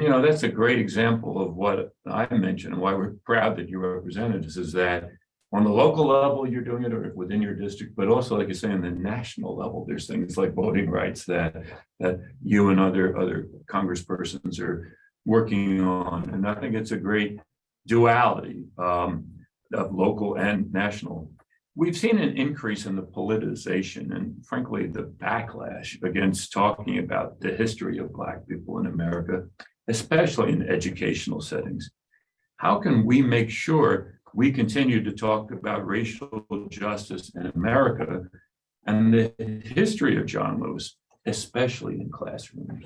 I think programs like this are so critical because you not only get to talk about the history and what we all know and can read about, but you talk about how do we apply this to today and move forward. Because you have to address the problems of the past, but you also have to have a path for moving forward. And so when I read about this program, I guess 3 years ago, when Lynn first told me about it, or Professor Siegel, it was something that I really, really wanted to know more about. And so I'm honored to be here today to have this conversation, because I know that there's students out there who are doing this work and trying to understand they didn't live during the civil rights movement, but what is their role now? That's right. And this is our civil rights movement. We're dealing with a racial reckoning in this country that we have to continue to do the work. It might not look like counting jelly beans in a jar when you go to vote, but we're still having these same struggles where everyone doesn't have the same access to the ballot. And so we all have a role to play, but it's about modernizing it and applying it to today. That's right. And in terms of we all have a role to play, and you're right, not only I mentioned backlash, but I fear we have a backsliding sometimes. Absolutely. And therefore look at what's going on across the country. Yes. And unless students step forward, and I'm very proud because even with all the great work Professor Siegel has done, this whole concept began with a student, Willie Sullivan, and then students are still the ones who are carrying the torch. And that's, I think, an example. And of course, John Lewis worked with students and got young people changing the world. Yeah, young people, because that's how it's going to happen. And Willie, I think, is an exemplar for other young people. And he, of course, doesn't take all credit for himself. It's always a team. Now, I would like to talk about the legacy of your seat. Atlanta is a very diverse city and is seen as the cultural birthplace of the civil rights movement. How does that legacy inform how your role or how you see your role as the congressional representative for this very special district? So I will have to say that in the state Senate, I served in the Senate seat that was once held by Julian Bond. And then in Congress, I'm in the seat that was held by Ambassador Andrew Young and Congressman John Lewis. Yes. And so I know that I have an obligation That's to pay it forward to the next generation. I didn't get here by myself. I grew up in rural Alabama in a home with no indoor plumbing and no running water. So I know a lot of people fought for me to even have the opportunity to run for the United States Congress. And so in this role, I don't take it lightly. I understand that I have an obligation to look towards the next generation and open up doors so that so many other little Nikimas have opportunities in this country. That's right. And I feel the power of being a role model is so important. So important. And I know even now you'll be going back to your alma mater, to Talladega, to get like an alumni of the year award. And it's so important that leaders like you reach out to young people. And just your power as a role model will convince people that they can come out of let's say a rural area in Georgia or Alabama. These are the people that lead. I'd like to ask the students to learn more about Julian Bond, because I think you and I know that Andrew Young is so famous justifiably in John Lewis, but people may not know as much about Julian Bond, and he has also done so much in various spheres even. So I'm glad that you brought that up. Now, I heard that you are preparing to introduce 2 pieces of legislation on a national level in John Lewis's honor, and succeeding him in particular. Or maybe you could even tell us about the legislation, or just maybe some particular things that strike you succeeding him of all great and noble leaders. So one of the pieces of legislation, I actually introduced it last year, and each Congress, a little civics lesson, you have to start over every Congress if you don't quite get across the finish line. And so I am working with the Department of State to introduce a John Lewis Fellowship so that students studying abroad can study the civil rights movement and study his teachings of nonviolence. And this will be kind of in the vein of a Fulbright scholarship, but it will be through the State Department. And so we got it through the House last Congress, and still working to get this across the finish line in the Senate. Have a little better margins thanks to Georgia. Yeah. So I am hopeful that this is something that we will see come to fruition in the next year or so and be signed by the president. What a wonderful idea to do it through the State Department, because then the students who win a John Lewis Fellowship have access to embassies and consulates. So they're really tied in as they're learning about justice in other societies. The British, although they also had the scourge of slavery, there was a movement to get rid of it. So and then there's kind of colonial past in so much of the world. So, and I didn't know about this, I have to confess, but I'm so excited to hear that you're doing this. Now let's talk about something that is very important to you, and frankly to me, and Helene Gale, the president of Spelman College, who along with Ambassador Young was in the seat you are, a keynote speaker in this. I look at this and I think Willie Sullivan and Professor Siegel's conception, it's about racial justice, but also there's the issue of inequality in our society. And of course, Martin Luther King talked about poverty and economic factors. It's something that I know you want to work on is racial wealth inequality. Maybe even more than income inequality, but the ability to build wealth, to build wealth through homes, amongst other things, not to be exploited by financial institutions. Maybe you could talk a little bit about wealth inequality or your interest in it, maybe some things that we hope Congress will achieve. So I have the opportunity to serve on what we call an exclusive committee in the United States Congress, the House Financial Services Committee. And on that committee, we have the privilege of regulating the banking industry and the housing industry. And how do we make sure that we can create outcomes so that things that have happened in our past can be addressed so that we can close the racial wealth gap. Atlanta, unfortunately, leads the nation in the racial wealth gap. That's right. And so I know that I have an obligation to continue to work on this. And when you look at housing, and how that builds generational health, home ownership, That's how right. that builds generational wealth, Yeah. we are not meeting the mark. No. And so I've been working with HUD about how even looking at student loan debt, which is Yes. disproportionately held in the Black community. It is. How that impacts your ability to get a mortgage, That's which right. then ties into building generational wealth,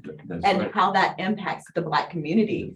We have a lot of work to do. And so that is one of my number one things. I'm on the subcommittee for housing on financial services On to financial address services. this. Well, again, that's an example how you are, in some sense, caring for our district, because we are the worst on wealth inequality and even social mobility. Someone born at the bottom of the economic scale. We just need to find more opportunities for them to education and training. And I know these things are very deeply in your heart.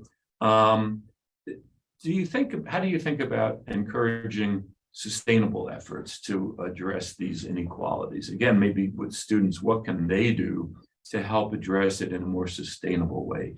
Personally, and I hope this makes sense, I sometimes worry, there's energy, for instance, when there's just terrible shootings, and then sometimes the energy dissipates. It will never in your case, but are there some sustainable things that students can help with or get working on to address inequality? So I think one of the things is not looking to follow a direct path. Yeah. Or not looking to follow what someone else is doing, finding your niche. Yes. And whatever that is, then making sure that you are then holding yourself accountable to open doors and create opportunities. I am not, I'm never gonna be Congressman John Lewis. Yes, yes. I will do everything that I can to uplift his legacy, That's but we right. all have an obligation to chart our own path. That's To right. find our niche in the world and to be the best at it in opening path and creating opportunities. And so that's what I would challenge every student to do. Don't try to follow someone else's path. Find out what it is that you're excelling at right here at the business school, whatever it is, whatever you decide to do, but making sure that you create those opportunities for other people to follow you through a lens of equity and inclusion. That's right. And it's so wise, because we were speaking before about some of the great HBCUs, and Spelman College, of course, is I one. went to Dade College. And I was going to put it in my top three. We have to throw Morehouse in within your. Yeah, exactly. But Janetta Cole was their president, and I think one of the great college presidents, maybe at least a half century. Yes. So I always thought, how do you follow Janetta Cole? And just as you said, forge your own legacy, contribute where you can. And that is what happened at Spelman. And I think you're doing that. And it's such a good lesson to people. Find your own niche. Think of your own strengths. There's so much needed to be done in the world. So much work to be done. You can take part in the positive efforts needed.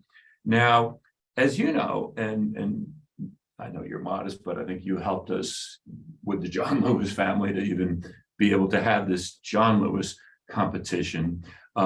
This competition, JLCC, is a student-run competition for university students. And again, it's student conceived, student run.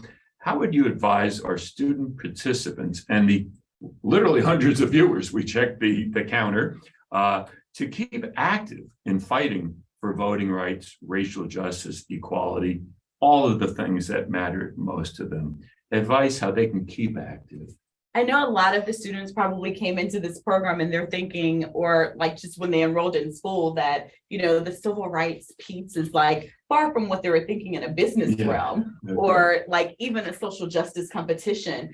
But when you think about voting rights and the impact of social justice, it impacts the bottom line for business. Yeah. It impacts the bottom line for everything. And so it's not only like a good way to live your life, but it's good for business. That's And right. so I have the opportunity to meet with heads of so many corporations that everybody thinks they represent the best district in Congress. That's right. But I really do. You do.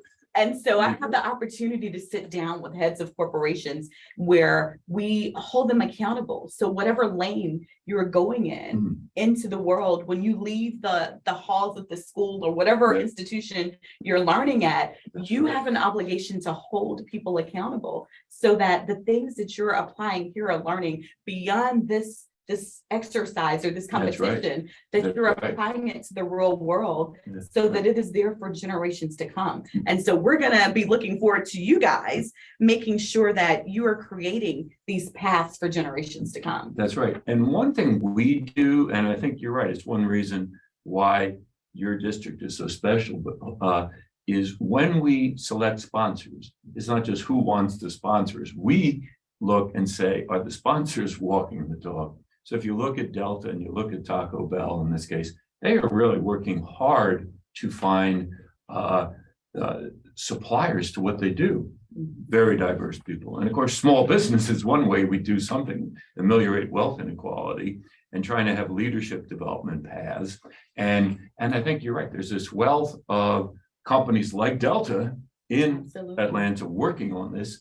And then there's this, on the other hand, this great wealth inequality. So you must wake up thinking, I have energy because we can bring together corporations that do want to make a difference and great foundations like the Woodruff Foundation with a crying need to do something.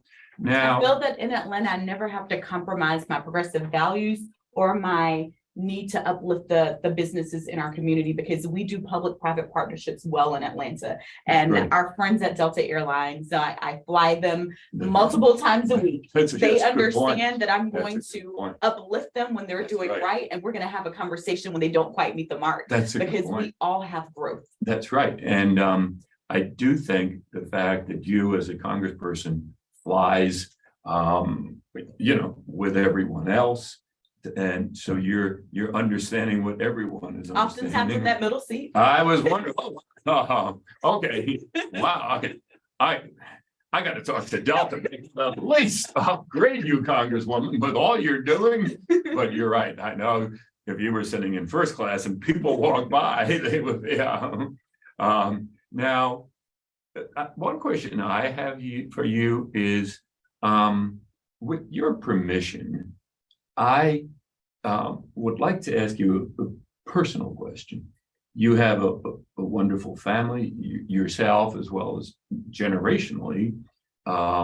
You served the state very well in the state Senate, and now as a congressperson, you're carrying on a legacy. If I could ask you just one thing, what are you most proud of?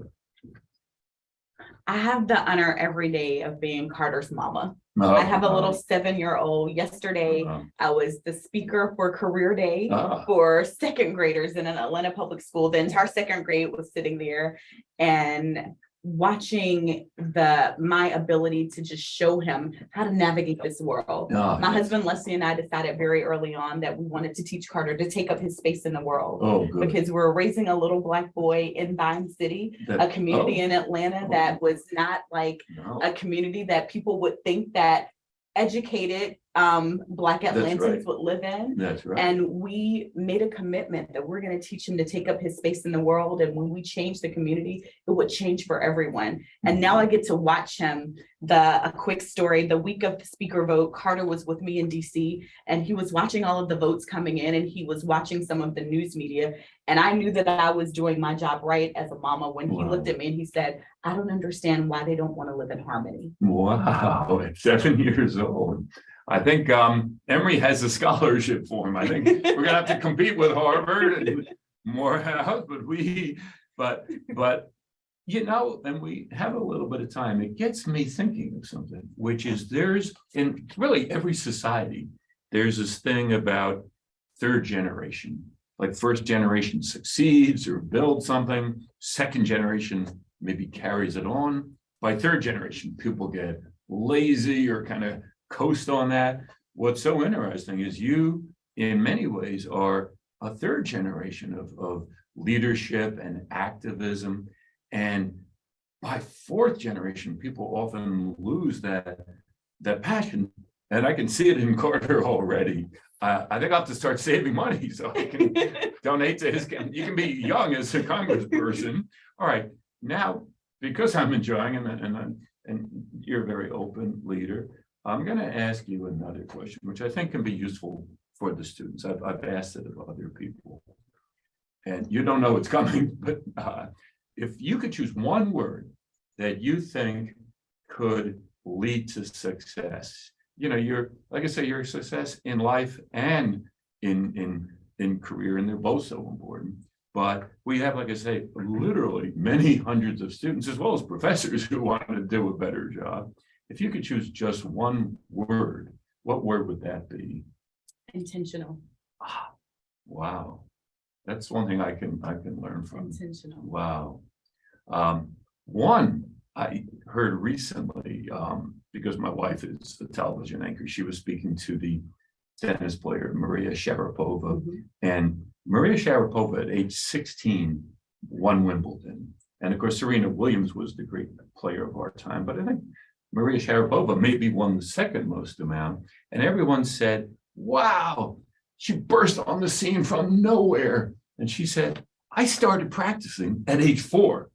And she said, 12 years, rain or shine, what I eat. And she said, habits. She said, you have to have the habit of every day doing something. And I feel that in you. I know you felt it in John Lewis, who was something of a mentor to you.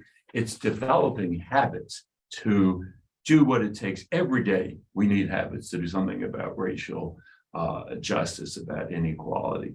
But even though I snuck that in, I like yours. And frankly, I could learn a lot from that, including I have to be intentional about keeping us on track, because I think I could speak to you all day and learn, and also the warmth of your personality and the personal example, living in Vine City, for instance, sitting in the middle seat. You know, if there's nothing more that students want these days, it's authenticity. And I'm so glad that I know how authentic my congressperson is. So the Honorable Congresswoman Nikina Williams, thank you so much. I'm honored to represent you. Please. And I hope you do for many decades to come, unless you go to Senate. Okay, and I think I should turn it back to Katie, who's doing such a wonderful job, and again, an example of student leadership. So we turn it back to Katie. What an inspiring conversation. Without further ado, we'd like to announce the winners of the 2023 competition. I'd like to hand it over to one of the biggest proponents of this competition. Jarek Lewis is a native of Troy, Alabama. He was raised on the same family land as his uncle, the late Congressman John R. Lewis. After the 2020 death of Congressman Lewis, Jarek was motivated to continue his uncle's legacy while promoting human rights and civil rights history. These convictions led to the evolution of the John R. Lewis Legacy Institute, in which he serves as the executive director. I have the distinct pleasure of welcoming Jarek Lewis, nephew of Congressman John R. Lewis, to introduce our 2023 winners.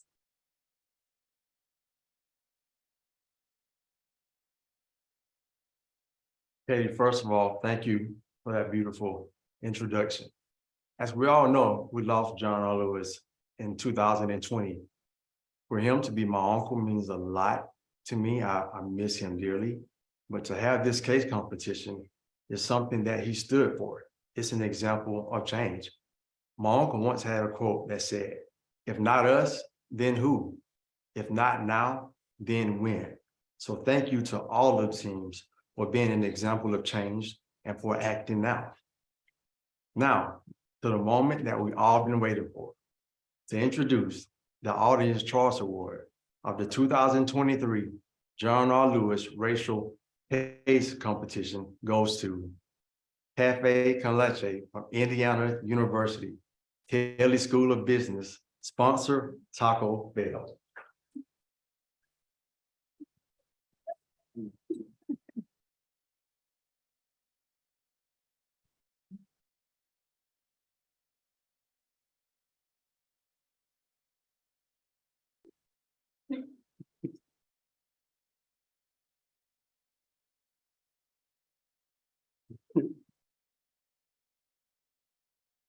Okay. Our team is, thank you so much. Our team is happy to share half of our audience award winnings with the Urban Canopy. They're an organization that's committed to increasing sustainable, nutritious, and equitable food in Chicago. And much like we stated in our presentation, they are a grassroots organization that's really working to connect with the people authentically and promote food justice. Thank you.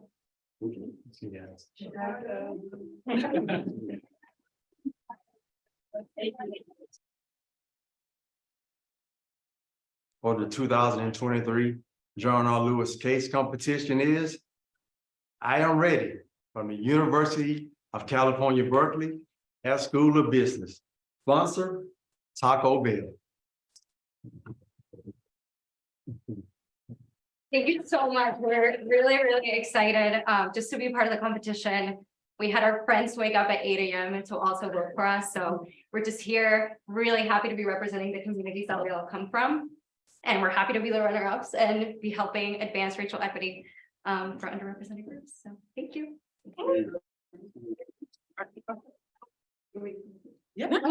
Sorry. And we are going to be sharing a part of our award with a nonprofit that we're really passionate about. It's called Girl Trek.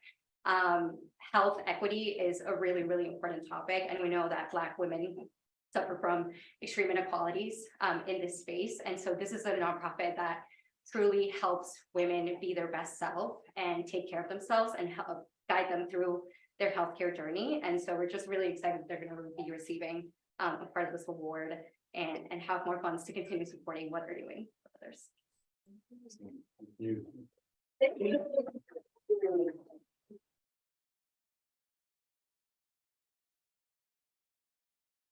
Now, the moment that we've all been waiting for. For the winner of the 2023 John R. Lewis Racial Case Competition goes to, wow, Cafe con Leche, Indiana University, Kelly School of Business, sponsor, Taco Bell.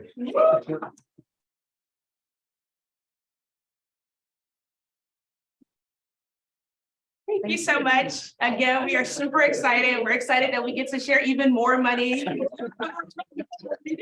they can continue their good work. Thank you, all of our team and everyone who helped us with this effort. And thank you to Taco Bell and the John R. Lewis Racial Justice Case Competition. We're so thankful. Thank you.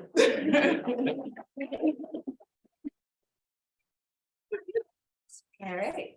Yeah, come on. Thank you.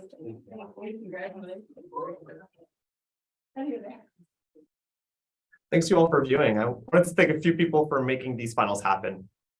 To Willie Sullivan, the founder of this case competition, thank you for being a visionary, for being compelled to act in the midst of the racial reckoning of 2020, for being a friend, a mentor, and a resource. I wanted to thank our viewers for tuning in and listening to initiatives advancing racial justice in the workplace. I hope this ignited a fire in you to continue the conversation in your workplaces. Secondly, I wanted to thank all our speakers, starting with our keynotes. Jeff Rosenzweig and Congresswoman Nikema Williams, thank you so much for making the time for such an important conversation. To Dean James, thanks for stepping in and believing in my team and I. Thank you to President Bembes for your continual support in this case competition. I'd also like to thank our lovely sponsors at Delta Airlines and Taco Bell for believing in this vision at such an early stage. We especially loved the night last night, and a special shout out goes to Michelle Cooley at Delta Airlines, Ashley First at RBIJ, and KT Thornton at Taco Bell. These three have been such a pleasure to work with, and I couldn't imagine going on this journey without them. We appreciate your support and trust in JLCC and belief in the mission and the process. This competition also wouldn't have been possible without the teams competing. These four teams have worked for months to present bold, innovative, substantiated solutions. They've truly shown a hunger to advance racial equity, and we're so appreciative. Lastly, it takes a village to pull something like this off. I wanted to start by recognizing the Advisory Council, who's been supportive every step of the way. Thanks to our judges, and not just the final judges. We've had over 40 judges from across the US in the fields of business, academia, government, nonprofit throughout the 3 rounds of this competition, who've dedicated portions of their very busy schedules to make sure the best teams advance. Thank you. To our leadership team, Ashley White, Graham Zinger, Kelsey Lansdale, Natalie Sieber, Alyssa Reme, Shadina Hillhouse, Suraj Kakar, and the birthday girl, Stephanie Fauché. Thanks for dreaming big. This experience is something that we envisioned together, and I'm so proud that we were able to pull it off. To Lynn and Kate, thank you for being my right and left hands throughout the planning and execution of this event. They're the rock stars that spent the late nights and early mornings making this event happen. It's been my absolute pleasure to serve as the managing director. For those hearing about us for the first time, connect with us on LinkedIn at John R. Lewis Racial Justice Case Competition. For those returning, thanks for staying with us. Happy Friday.